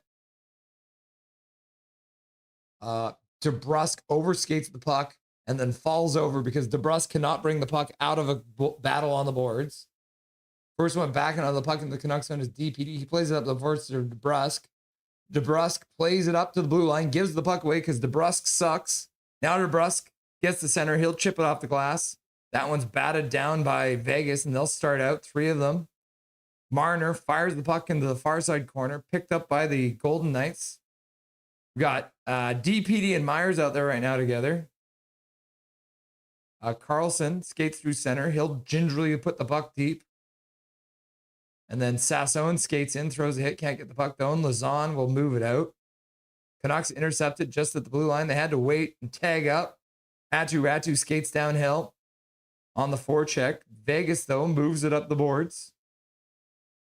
Lekramacky keeps it in, puts it down low into the slot. And then Sasson will chip it down behind the net. Ratu. Lekramacky comes out of the corner with it. He fires it. That one gets saved and goes just wide of the net. Vilander puts it down the boards. Sasson tries to play it down behind the net, but that one gets intercepted, and the Golden Knights will skate it out. Barbashev dumps the puck into the Canucks zone. Vilander gets there, takes a hit, puts the puck over for Marcus Pettersson.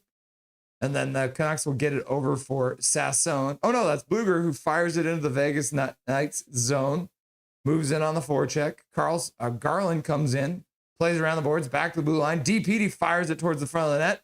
That one ends up bouncing off the back of off the backboards in front, and then Schmid falls back on it. And then Holtz is there trying to make sure the puck's not in the net.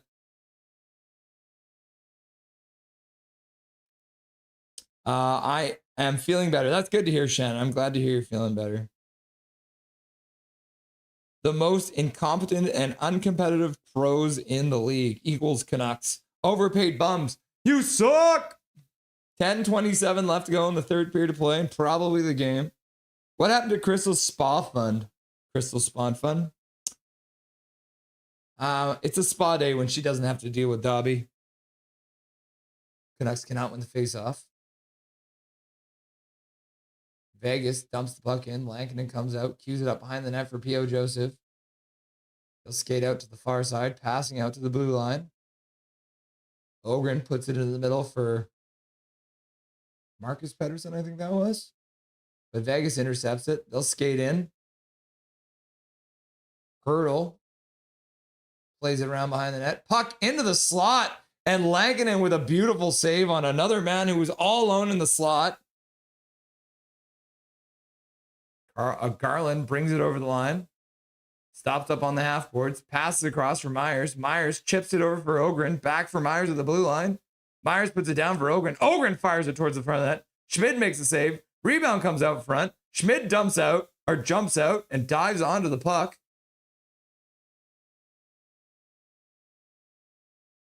Luger got taken down in front. 9:34 left to go in this third period of play. Good to see you're in good hands, Shannon. Enjoy your long-term contracts with no movement clause while fans suffer being stuck with you for 5 to 8 years. How does the IIHF determine who makes it to the quarterfinals in hockey? Are there points? Yes. Yeah, they do points, and I think it's essentially a round-robin tournament to start. Let's see. I might even be able to look it up.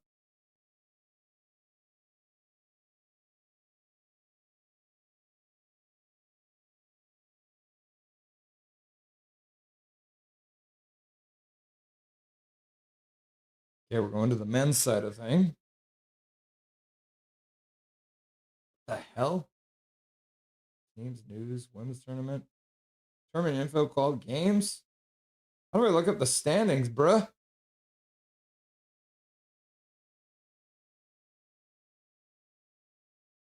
Hockey Olympic standings.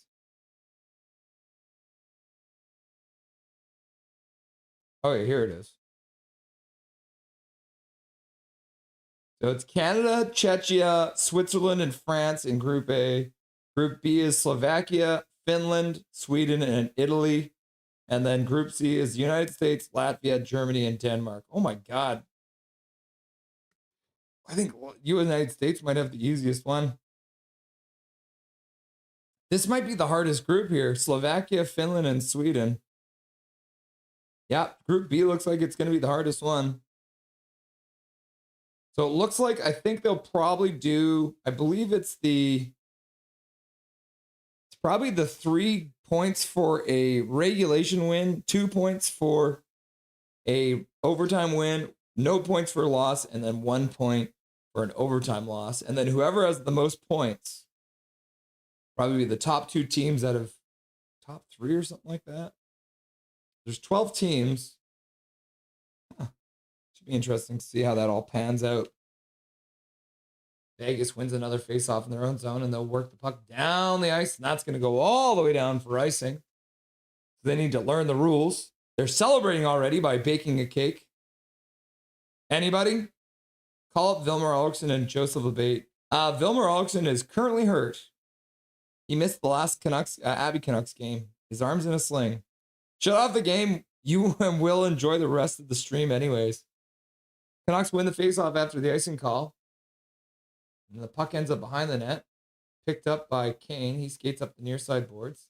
Throws the puck across the slot. That one gets blocked, comes back to him. Now Pettersson puts it down low. Drew O'Connor couldn't handle the pass. Puck comes up the boards. Gets knocked down into the near side corner.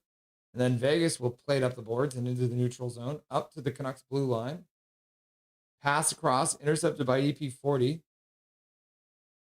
He tried to flip one through, but the puck gets knocked down. Eichel stops up, spins on just inside the blue line, and then Drew O'Connor gives the puck away.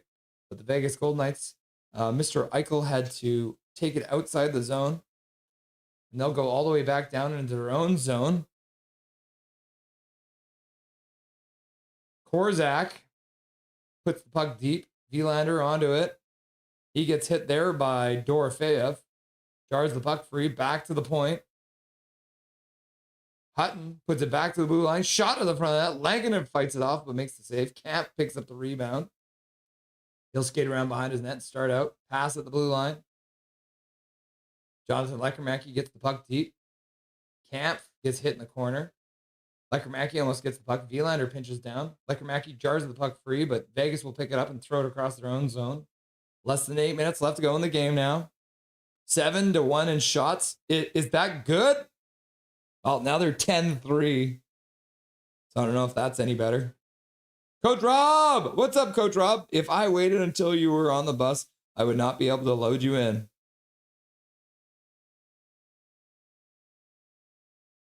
Michael Chow, Duolingo. Brock is very conflict averse and would rather stay in a situation where he's familiar and comfortable than take a chance. Take the time to cook, though. Every time I step away, they score. Spirit Bear, you donated for Dobby to get a new toy, and then you step away, and every time they score, that's not good. You probably shouldn't step away anymore. This game could get out of hand. It's already out of hand. Let's be honest here.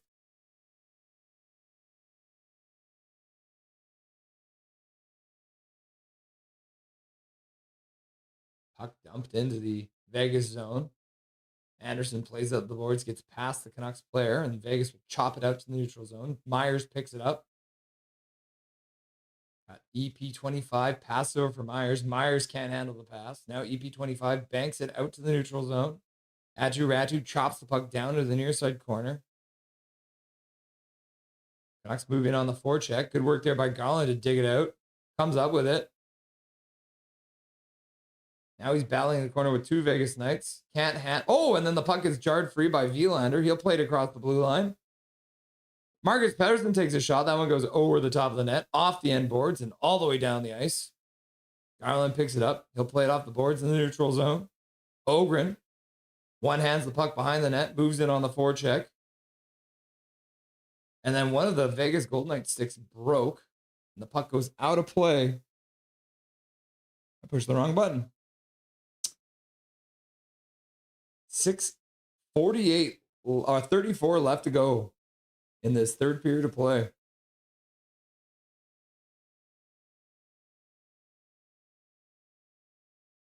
Oh my goodness gracious. This team is going to be the death of me, isn't it? Foot, you need to go. We need to draft McGavin. Canucks need some snarl. Why are the Rangers struggling so bad right now? Because they're trash and they have a bunch of old guys. I don't know why they decided they thought they were good. Whoa, DeBrusk's in this game, says Kayla. That's funny. I don't know why anyone in Canada would go to Tim Hortons when you can just go to McDonald's or A&W instead. It's not even a Canadian company. Yeah, I was explaining that to Crystal today too, actually. Yeah, Tim Hortons is owned by Burger King, which is an American company. Vegas Night Zone. Ooh, a blocker saved by Lankinen. Puck squirts out into the neutral zone. Drew O'Connor trying to get to it. Manages to kick it down behind the Vegas net. He'll poke it into the near side corner. Kane's out there now. Plays it over for O'Connor behind the net. He gets tripped. Tries to play it out front for Bluger, but puck gets squirted down the ice. Myers picks up the puck, plays it in the middle. Bluger almost gives away, but he gets support. Canucks are in the middle of a change. Garland fights his way through a couple players. Looks like he might have just taken a elbow or something to the face. Looks like he was smarting there for a little bit. The full line changes happen now. So we got Bluger, Garland, and Ogren out there.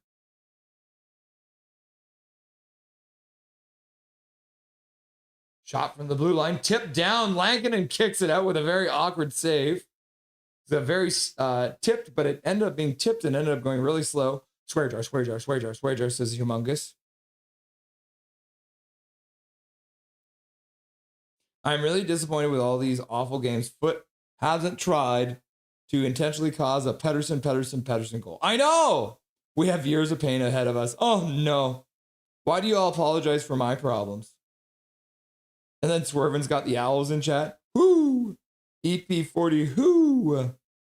We have decades of pain behind us. Yeah, Michael Chow, that's right. Canada. All right, I'm going to show you guys my Canada flag, all right? Show you this. Oh,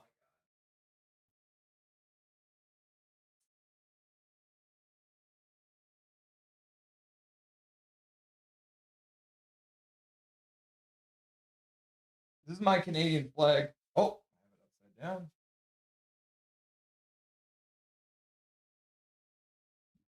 So we might have to get this in the background, eh? Oh, it's so big you can't even see it. Canada. And then I keep all my poppies every year. And I put them on the edge of it too. Got all the poppies on there.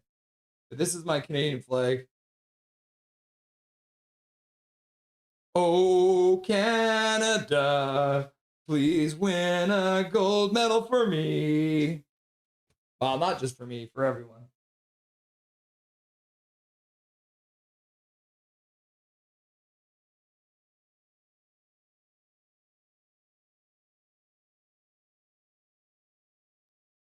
Okay, I'm back. Oh no, I almost knocked the microphone over. I mean, I don't have a microphone. I'm just hanging out in the bar. I gotta get this off my head. Oh my God, it's so hot in there. I have a Canadian flag from back when the government was giving them out for free.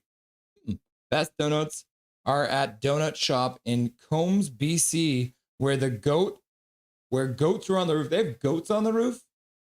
That's crazy. More. What time's the difference for the Olympic Games? So, don't normally show you guys this one here, but this is my schedule. Oh, wait, that's not the one. Vegas wins the face-off. Pedersen's at 9:40 nice time tonight. Or 19:40. No, that's not the right one either. There it is.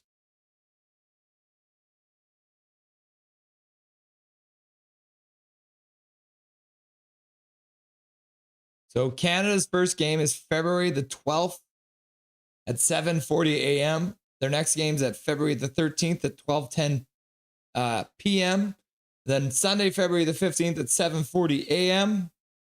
And then that's when the quarterfinals are. So those will be the quarterfinal days, the 17th and the 18th. So it depends on where they play. And then this is the semifinals. And then they got the gold medal game and the bronze medal game on the Saturday and the Sunday. Back to the bar. So yeah, 7:40 or noon is usually when the games are going to be. I think one of them's I'm pretty sure the gold medal game's at 5:10 a.m. too. Shot to the front of the net, and Schmid makes the save.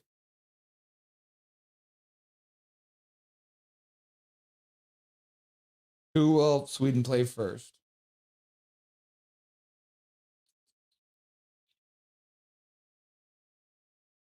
Sweden's first game is against Italy at 3:10 p.m. Eastern. So that's a 12:10 p.m. or 12 just afternoon. Back to the bar. Russ, the gold medal game is at 5:10 a.m. Pacific. Yep.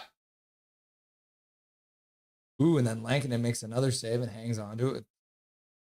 3:25 left to go in the third period of play. Yeah, there it is. The gold medal game. 8:10 Eastern. So that's 5:10 a.m. Russ, you got to check out Coombs on the island. I will. I love me some donuts. Trust me. Get that from my father. My father was he is a big old donut fan.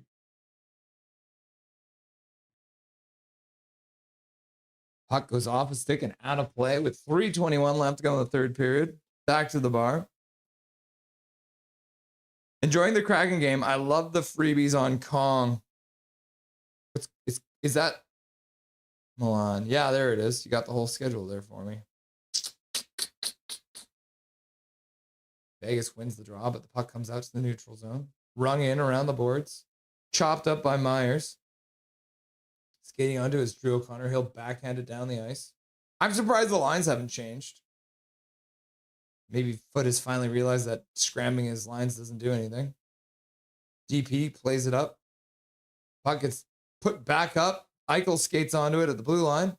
He now fires the puck down behind the Canucks net. Myers picks it up, plays it behind the net for DPD.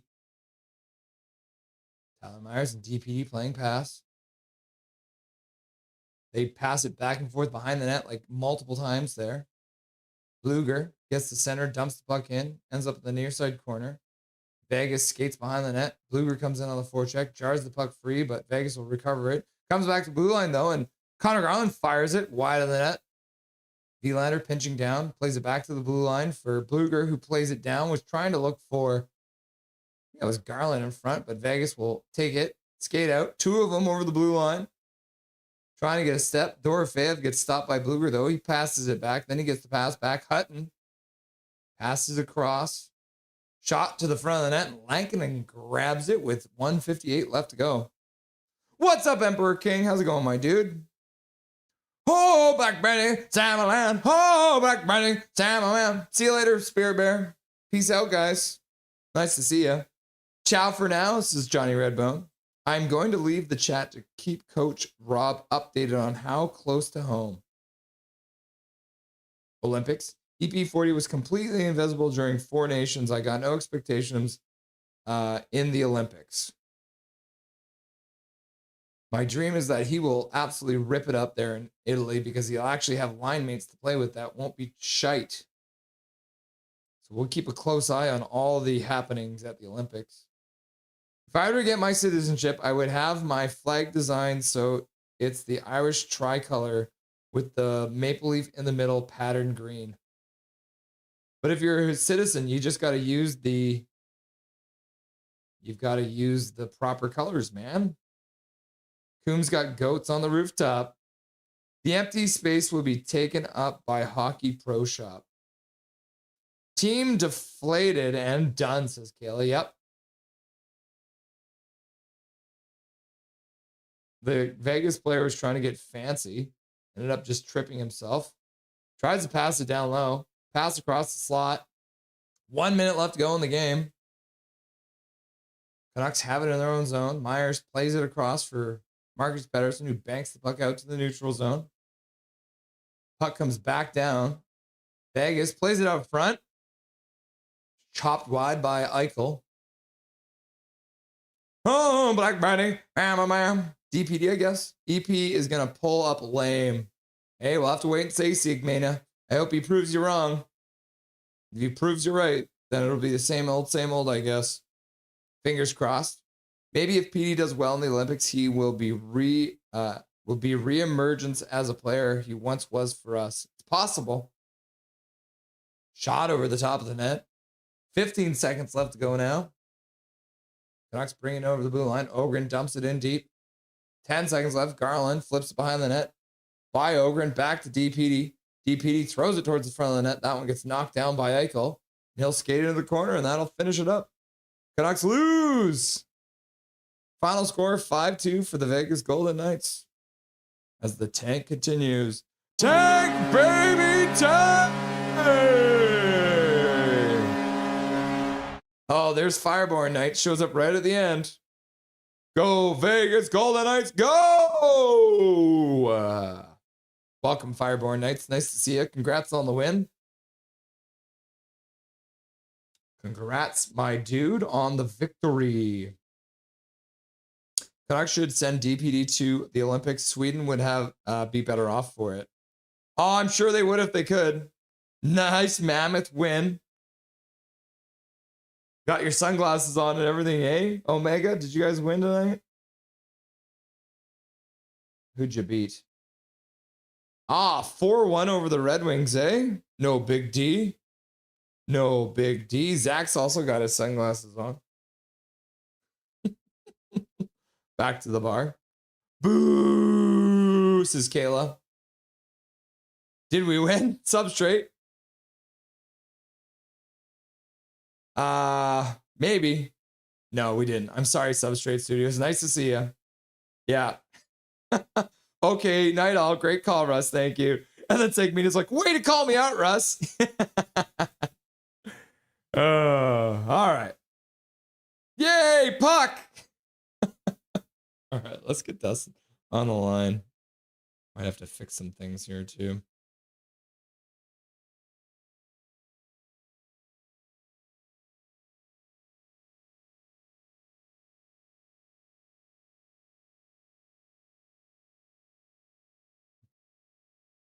Ahoy, ahoy. Oh, there we go. Dustin's head was huge for a second. You guys didn't see it, but it was massive, guys. All right, kids. Kind of what we expected. That's how it goes for the Canucks. They are now officially 2-1 on Wednesdays. We shouldn't be too shocked. And here to talk about it is the Silver Fox, Dustin Boydell. Oh, there's so much to talk about. Come on. They had some stuff that happened there and they played a game and they lost. What does David Kemp do? Pretends that he's good at face-offs, I guess. His line was horrible tonight. Yep. We shouldn't be surprised. I mean, yeah, that was yikes. I don't even know what to say. Him DeBrusque and I mean, poor Carlson, man. He's out there with DeBrusque, who is just kind of out there 5-on-5. When he's on the power play, he'll go to the net front, but 5-on-5, he's like nowhere to be found. Camp can't play in his own end to save his life. So, man, that line was horrible. -3 for all of them there. David Camp, Linus Carlson, and Jake DeBrusque. I mean, is Carlson getting the PD treatment on that one? Because he had 2 ass line mates. Yeah, like I don't know. It's a strange it's a really strange situation tonight because you got a lot of veterans that are checked out, ready to go to the Olympics. I mean, Hronek didn't have a great game either. Threw a big pick on DPD there, I think on the Dorofeev goal in the third, I think it was, that he just threw a hard pick on the next one. The last goal on Holtz. Yeah. Yeah. Hronek just DPD's about to chase him, and then Hronek decides, no, I'm going to chase him, and throws a pick on DPD, and DPD can't go anywhere. And it's like, the commentary was like, oh, DPD stopped skating, and it's like, no, Hronek got in his fucking way.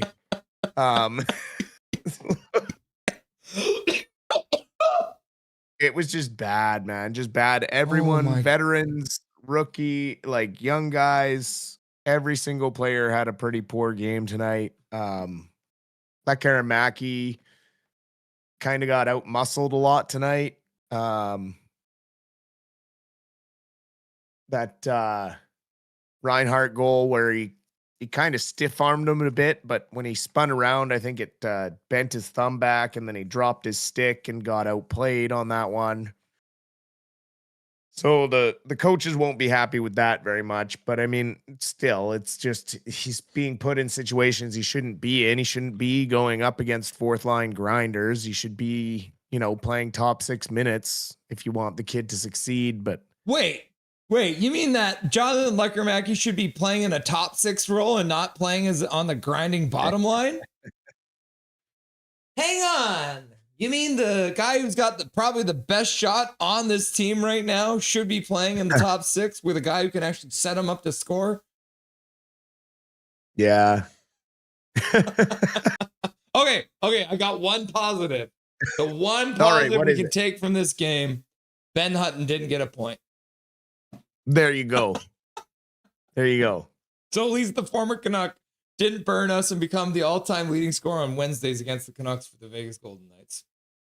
No, but Mitch Marner did put Tyler Myers and P.O. Joseph both in a blender.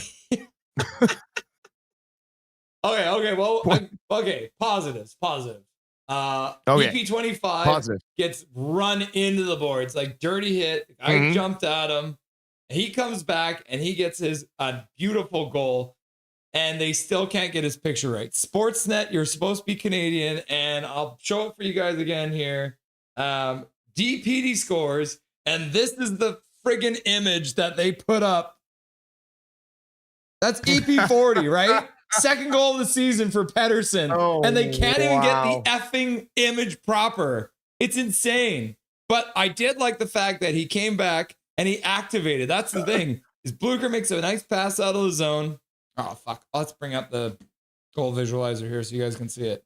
So Blucher makes a nice pass up for Ogren. And then DPD's like, oh, I got some space. So he skates into it. Ogren makes a nice pass across to him. And DPD rips it past Schmid. So showing some grit. And that's what I said. I think DPD might be the toughest guy on this team right now. So for him to get a second goal of the year and then have them credit the other Pettersson is kind of funny, but good to see a young guy who clearly has a little bit more confidence these days. Yeah, no, it was a good read on the play, and it was nice to see him get a quick goal there. He snapped it low glove side, and the key was he hit the net. A lot of our veterans, Hronek and Tyler Myers, will blast a slap shot from that spot and blow it over the top of the net or wide, and it's back down in our end for an odd man rush. So I don't know what's going on, but yeah, the boys look pretty checked out tonight. I mean, that's pretty clear. How stoked were you to see your favorite P.O. Joseph get his first goal of the year? His first goal is the Vancouver Canucks. After getting Absolutely. After getting his lunch stolen. Well, he does the whole like I mean, pump it's fake like at the blue line, right? He deserved that one after the robbery by Schmid on that wide open net. I mean, like the camera angle saw it, the whole half of the ice saw it. That net was wide open, and Schmid just stuck the glove out and was like, "No, sir, not today." The Canucks did end up coming back in the faceoff circle, so they end up actually winning 29-57, just edging out. Yeah, we're looking for moral victories now here on Nothing Is Perfect. But they did only manage in a game they were trailing. They only managed 4 shots in the third period of play. Yep. I made the comment too that it feels like Ryan Miller's back in net, because you remember when Ryan Miller was a Vancouver Canucks goalie, he never let in 1 goal. Like it was always 2, right? And that it feels like the Canucks have Ryan Miller in net again. What does a team need to do to stop being scored on in rapid succession like they seem to all the time? Have better structure, better chemistry together, communicate in the defensive zone, don't have different line combinations every game. I mean, like the list goes on. Swerving. I just don't understand. I just don't understand how the mentality from a new coach, like these guys haven't played in the league for so long, right? And you have these young, talented hockey players that know what they're doing 99% of the time. They made it this far. They're the top 600 players in the world. They play in the best league in the world, right? So at the end of the day, why aren't you just going to your number 1 player or top paid player in Elias Pettersson and saying, who are the 2 wingers you think you're going to be most successful with and why? Let him pick 2 guys. Give him, if he gives you good enough reasons, say, okay, I agree. Let's work with those 2 guys for 10 games and see if you guys can build on some chemistry. No, every freaking game we have to have different goddamn lineups, and I'm so friggin' sick of it, man. No one can build any chemistry in any 12 of the forwards because there is no cohesion at all. Like, you gotta stick to a plan at some point. Even in the D pairings, it's like guys are playing with someone else every friggin' night, man. And that's not why you're losing. You're losing because your system sucks. So if you want your system to at least try and succeed, you got to have some consistent line pairings. You got to have those guys playing the same with the same 2 guys every night within that system, and you might maybe find some consistency on the ice. The blender did not come out in this game. I was absolutely shocked by that. The line stayed the exact same way they started with all the way through the game. So maybe Adam Foote's given up too at this point, because normally he would put it into blender by that point. Yeah, I don't know. I hope he's given up. I'd rather he just freaking quit. Just like his friends. Go join right? his buddy Talkit. Yeah, and his favorite player, Mr. Quit Hughes. Connor Gale with a $2 donut say, McDang it, the 2-time bridesmaids loses to tonight. Yep, they lost 4-3 to the Battle of Alberta, is taken by the Flames. So we love to see the Flames winning, because we do need to see them move ahead. And the Blues cannot do it, though. They lose to the Stars, so they remain just 7 points ahead of the Canucks. Not a great. They were close. They did tie it up, but gave up the go-ahead goal late in that game to fall to the Dallas Stars. Who's your 3 stars of the game, Dustin? Oh, let's see here. Jack Eichel had a pretty damn good game. He should have had an assist on the Dorofeyev goal, but they took it away. So he was probably a goal and an assist. I don't know. It's a weird one. It's a weird game. Maybe Barbashev goal, game-winning goal, because it's American. Mm-hmm. I don't know. Third star, flip a coin. Yeah. I have no idea who they would go with third star. They could Jack Eichel, like Teddy. 1 star, or first star, 1 goal, 1 assist, 2 points. Barbashev takes the second star with the game winner, and then they give Schmid the default answer. 2 goals against, 21 saves. Yeah, 21 saves. Definitely worthy of the third star, right? I mean, Blueger had 2 assists. I mean, at least you could throw him a bone. Especially as a former Golden Knight, right? You might think that because he used to play for the team, there might be, but apparently there's no love lost there between the Golden Knights and Blueger. Swervin Irvin is screaming in the chat because he sees this Ninja Turtle car behind you. The only thing that can put away the Foot Clan is the Teenage Mutant Ninja Turtles. What's the deal with your Teenage Mutant Ninja Turtle van back there? This is the entire DVD set of the original 80s, 90s cartoon series. Sick. And it comes in a turtle van case. That is sick, bro. So that's what that is, Swervin, and that sits right here. Because I can throw them in my PS5 and watch the Ninja Turtles occasionally when I'm feeling like I need a little TMNT in my life. Is it cathartic to watch the Teenage Mutant Ninja Turtles fight against the Foot Clan? A little bit more now. So, but you always just got to keep up on the classics. But it's a favorite. It was my favorite cartoon growing up. It continued to be some of my favorite movies. I think they're releasing the second live action movie, Secret of the Ooze, later this summer in theaters to celebrate the 35th anniversary, I believe, or 25th anniversary of it. 25th, I think. So, or 30th. Yeah. 30th anniversary. No, it's like 35th. 30th anniversary of the Secret of the Ooze, of the second one. So that'll be a cool little release there. I think they're boosting it into 4K and stuff. So I'll be going to that for sure. Yeah, Mevid in the chat. Hashtag heroes in a half shell. Turtle power. Turtle power. And actually, Swerver mentioned the other day too, Fan Expo, which is essentially like Comic-Con up here in Canada. All the original actors who were in the rubber suits will actually be at the Fan Expo this year. So if me and Crystal manage to go out there, we're gonna go check them out because that's coming up. The 14th, I think they're all gonna be there. So if you do get a chance to head out, it's lots of fun. If you're a huge nerd like me, definitely a fun time. You can meet the OG guys who actually were doing all the stunts and stuff. So that's cool. Yeah, well, and one of them was actually the actor. He was the antagonist, the kid, the pizza delivery kid in the second movie was one of the original rubber suit actors in the first one. So it was nice that they gave him some FaceTime in the second one. Connor Hill with a $2 dono. Number 92, 1 point closer to getting the number retired. Yep, you're really pushing for that, you know? The Aquilinis think they can make some money off doing a 92 retirement ceremony. Maybe we'll see that number go in the rafters. There you go. Did you hear Craig Button earlier today say that he thought that Ogren was at most a third line winger?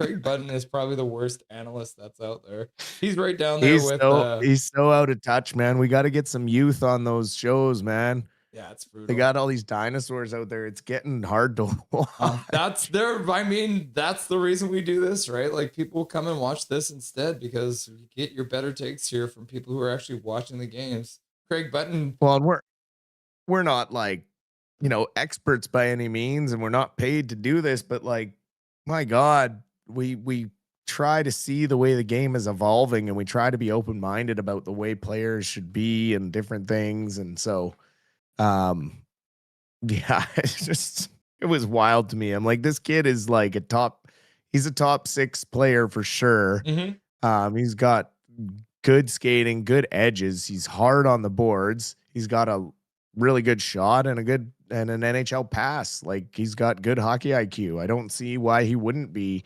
And he's a big body. So it's like, oh man.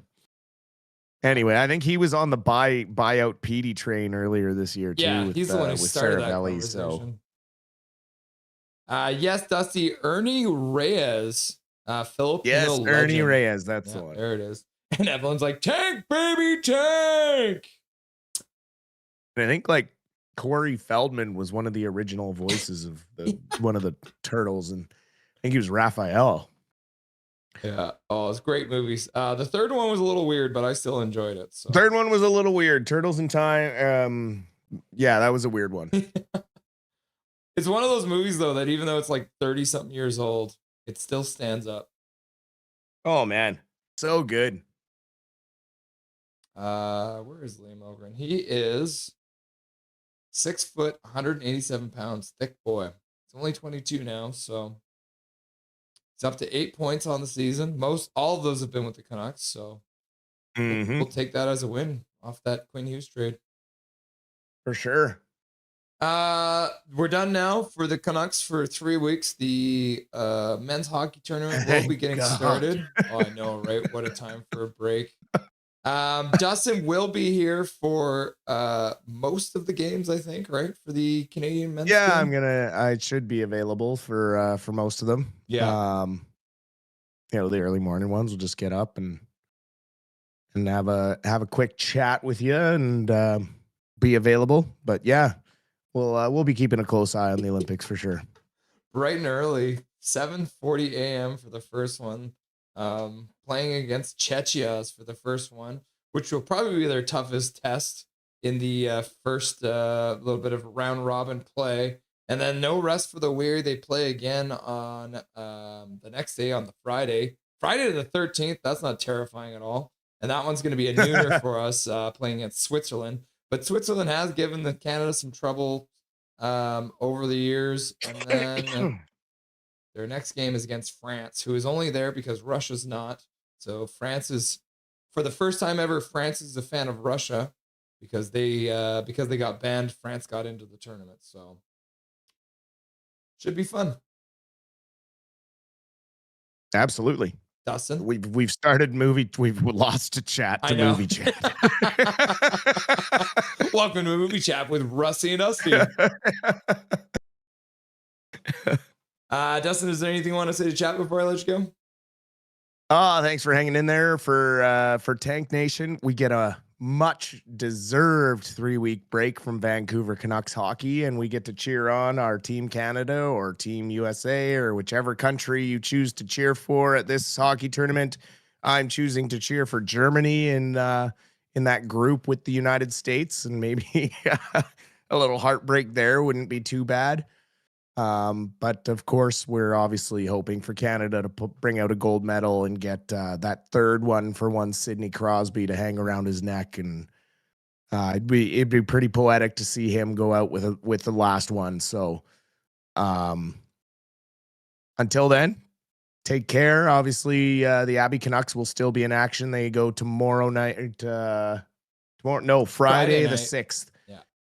Go Friday night against the San Jose Barracuda. So we'll have a look at that and keep you updated on those when we touch base during the Olympics. Yeah, should be lots of fun. Dustin, I appreciate you, everything you do for the channel. Still feeling it, but still hacking it out. We appreciate all the hard work you do. Oh, wait. Oh, Connor Hill. Question for Dusty. Please, can you take a paper bag and throw it in the shredder? See what I did there. I see what you did there.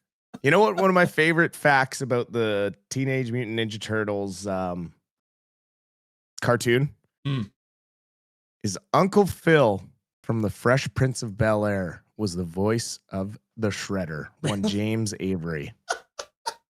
So there you go. There's your little TV trivia for the day, folks. And we will, with that, I will leave you. Russ, have a great day and a great rest of your week, and we'll talk to you soon, bud. Take it easy, brother. We'll chat again soon. Cheers. Dustin Boydell, the Silver Fox, stopping by. Yeah, Puckett. Sid is going to play in 2030. Yeah, I wouldn't actually be surprised. Bro might still be going. You never know. Kid's going to be playing hockey until the cows come home, I think. Yeah, so like Dustin mentioned, the Abbey Canucks next game will be on Friday, February the 6th. It is the only team still playing in the Lower Mainland because the Vancouver Golden Knights obviously are taking their break as well. The women's tournament gets started soon as well. I think they get started on tomorrow maybe, or it's either tomorrow or Friday. Oh, Blue Shirt's back for the first time in a while. What's up, Blue Shirt? How's it going, my dude? This is over. Traded Panarin. It's a fire sale here. FGM Drury. He's got the white flag out.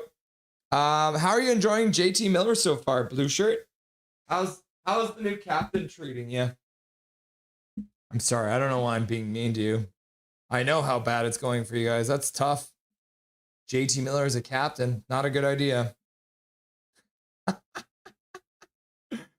Then Diehard's here and he's drunk again. Got to share that vodka, my dude. All right, let's finish the poll question here.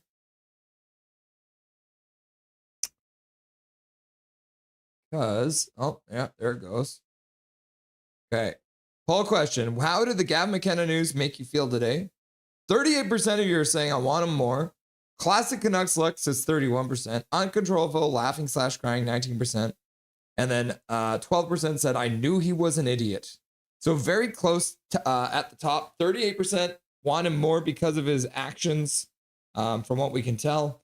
And then classic Canucks look at 31%. While we're here too, let's have a quick look at the fan funding. You guys were crazy again tonight.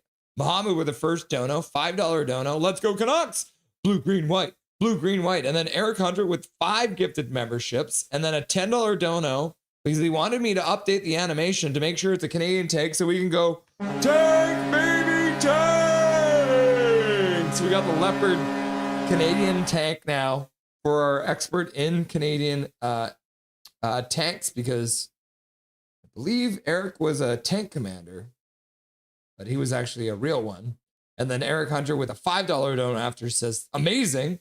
And then Paragrapher Pro dropping 10 gifted memberships. So thank you, Dustin, for dropping 10 gifted memberships. And then Eric dropping another gifted membership for Canucks Goal. And then a $2 dono. This is a 68 in chat. Hit the like and subscribe. Thank you for that. And then Spirit Bear donated a $5 to get a new toy for Dobby. Woo! And then Shannon with a $5 dono. I will help you out with your food. Don't want you to starve. So Shannon donating $5 to fund Dobby's food. And then Connor Gill, McDangit, the 2 times bridesmaid, loses again. Thank God. Losing to Calgary tonight. And then another $2 dono from Connor Gill. Thank you very much, my dude. And you said number 92, 1 point closer to getting retired.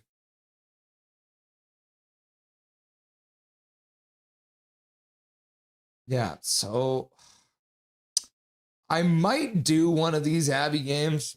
I'm debating it because, like I said, the first Canada game that we will be covering here is not until February the 12th. So that's like over a week away. Because what is it today? Today is Wednesday. So yeah, that's a whole week away. Over a week. And then if we look at the Canucks. So the Abbotsford Canucks play Friday night and Saturday. So I think I'll probably cover one of these games, guys. So I'm going to figure that out. I'm not going to tell you which one it will be, but I think probably the Saturday game is what I'm leaning towards. It is Vancouver Canucks Day. So they are celebrating the Vancouver Canucks that day, which is kind of weird. So yeah, I think it'll probably be the Saturday, but we'll definitely cover some Abby Canucks here as well. But I'll let you know. For sure, we will be live again on Tuesday because we're going to do another Be a Pro stream. For anyone who missed the last Be a Pro stream, I have become the Canucks second line center, at least to start the preseason. So the goal of becoming Canucks second line center, we will continue that.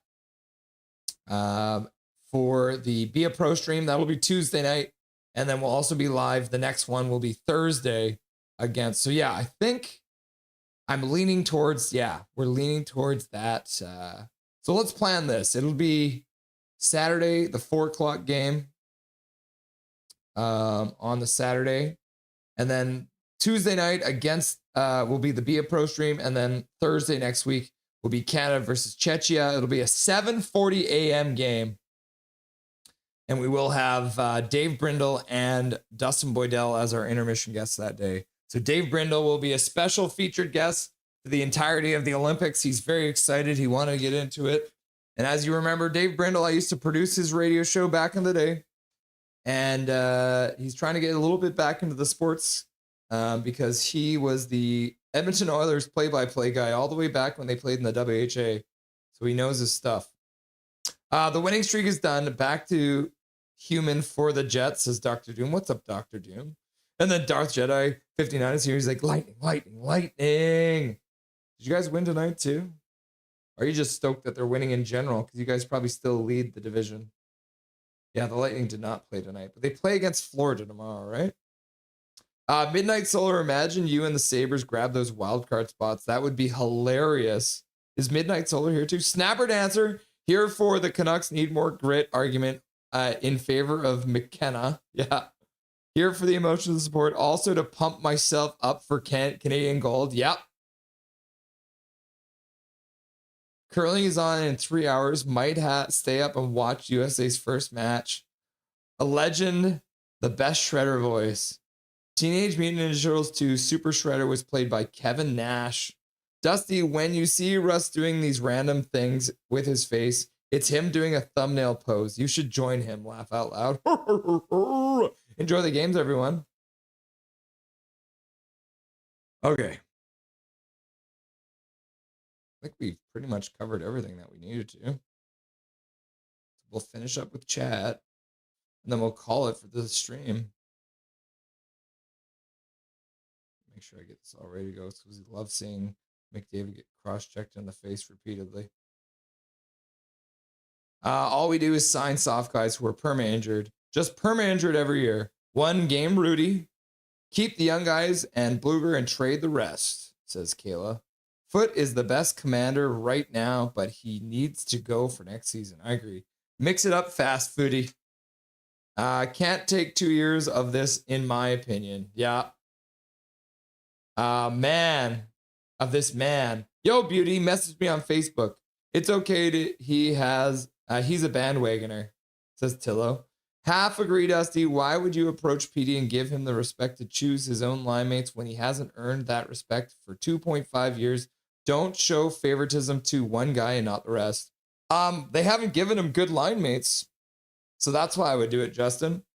Because if he tells you what line mates he wants and he still sucks, then there's nothing they can say. So if you, Justin, think about it this way. If you really want to get rid of Pettersson on this team, EP40, then let him choose his line mates. And if he, in fact, shits the bed with his new line mates, see you later, Petey. We gave you everything we could. There's nothing else we can do. We let you choose your own line mates. Now get the hell out of here. Think about it that way, Justin. Yo, Russell, what's the chance you get SGA Sports Talk as a guest during a Sharks game for an intermission? He's never reached out to me, so. But usually when we have Sharks games, we get our man Nick Pinkerton on from Twisted Wrister Hockey. Adam Grabbeg. KJ Brazy, this was good for my hockey pool at least. That's good. Marner and Eichel. I'm glad to hear that, KJ. If you're a rookie making $800 a year, busting your ass off, and you see the most overpaid non-producing guy getting those perks, you'd feel slighted not being treated or shown the same respect. And then on this one too, Justin, the Canucks don't show any respect to any of their rookies anyways. They bench our Atu. They bench Lekromaki. They treated EP25 like crap. They don't show respect to their rookies already, so they already feel slighted, my dude. Kraken, keep impressing. That's fucking awesome. I love it. Yeah. So cool. The Teenage Mutant Ninja Turtles bust. That's also the DVD set. Neil Foster, he is a barber or a chef. Adam Foote is a pantry chef. All he makes is word salads.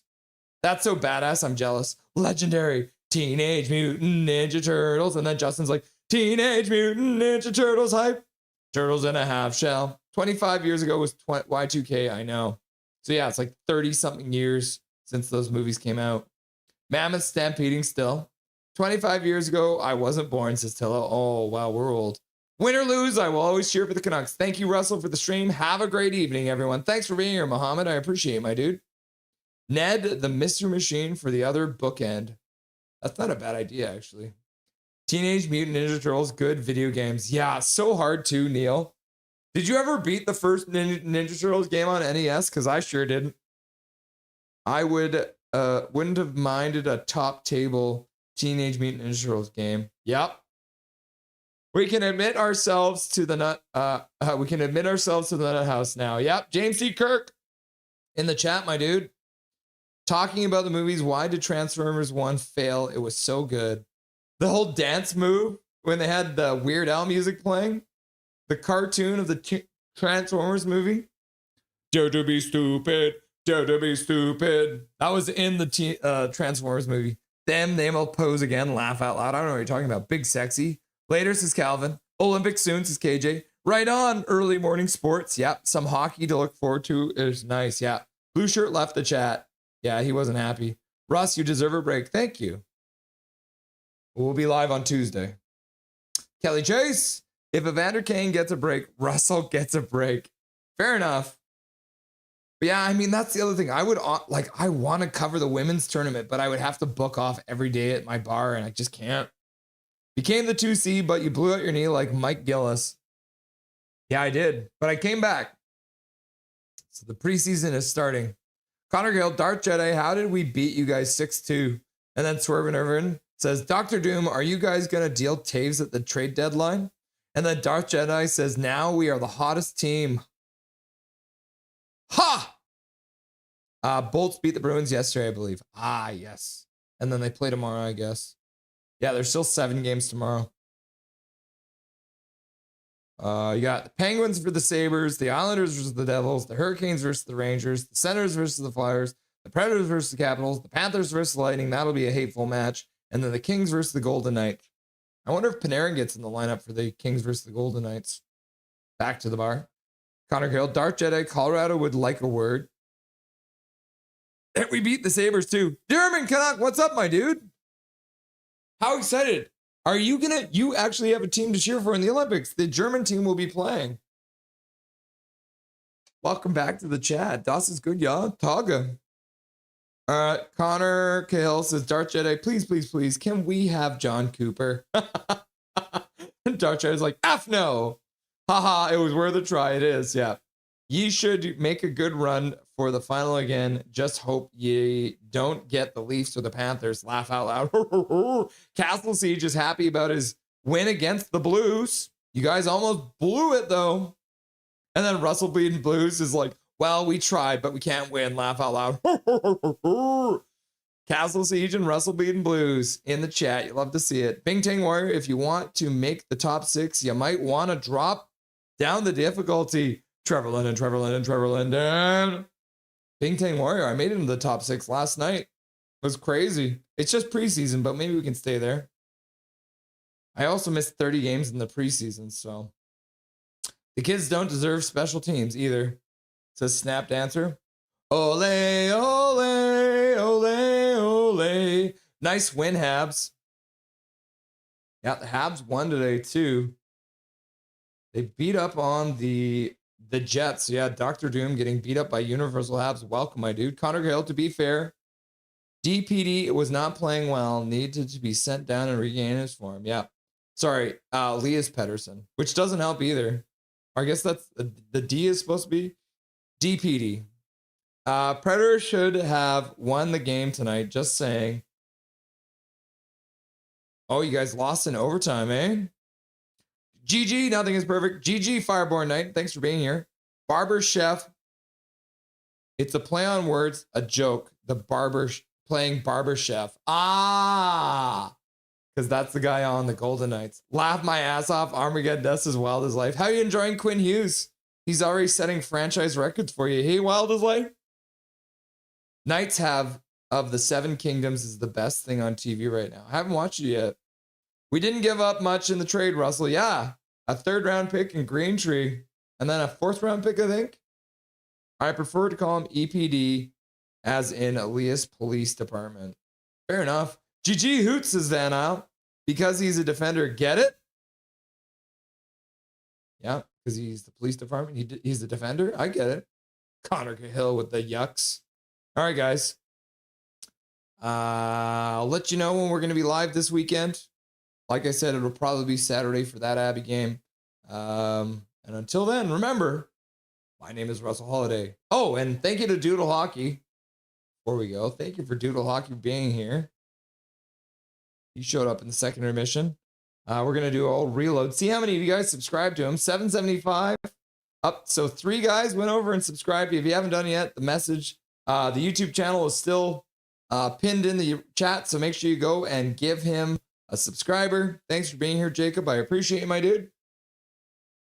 And until next time, remember, my name is Russell Holiday. This is Nothing is Perfect. And make sure that you make good choices.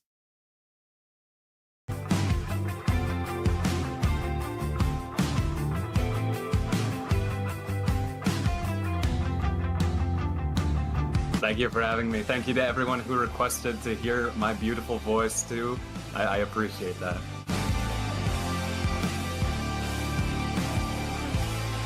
How you doing tonight? Doing good.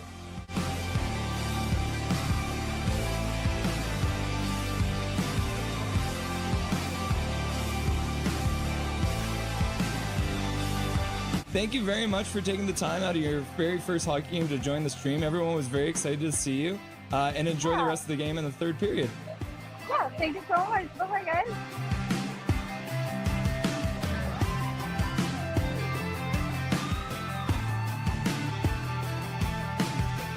Trevor Beggs joining the show from Locked On Canucks. Thanks for joining me today, brother.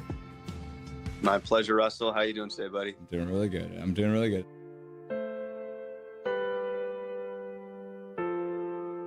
Hey, buddy. What an intro. Thanks, man. Hey, no problem. It's nice to see you again. It's been a while. Dude, absolutely. Yeah, those late nights, early mornings. Yeah, they were rough.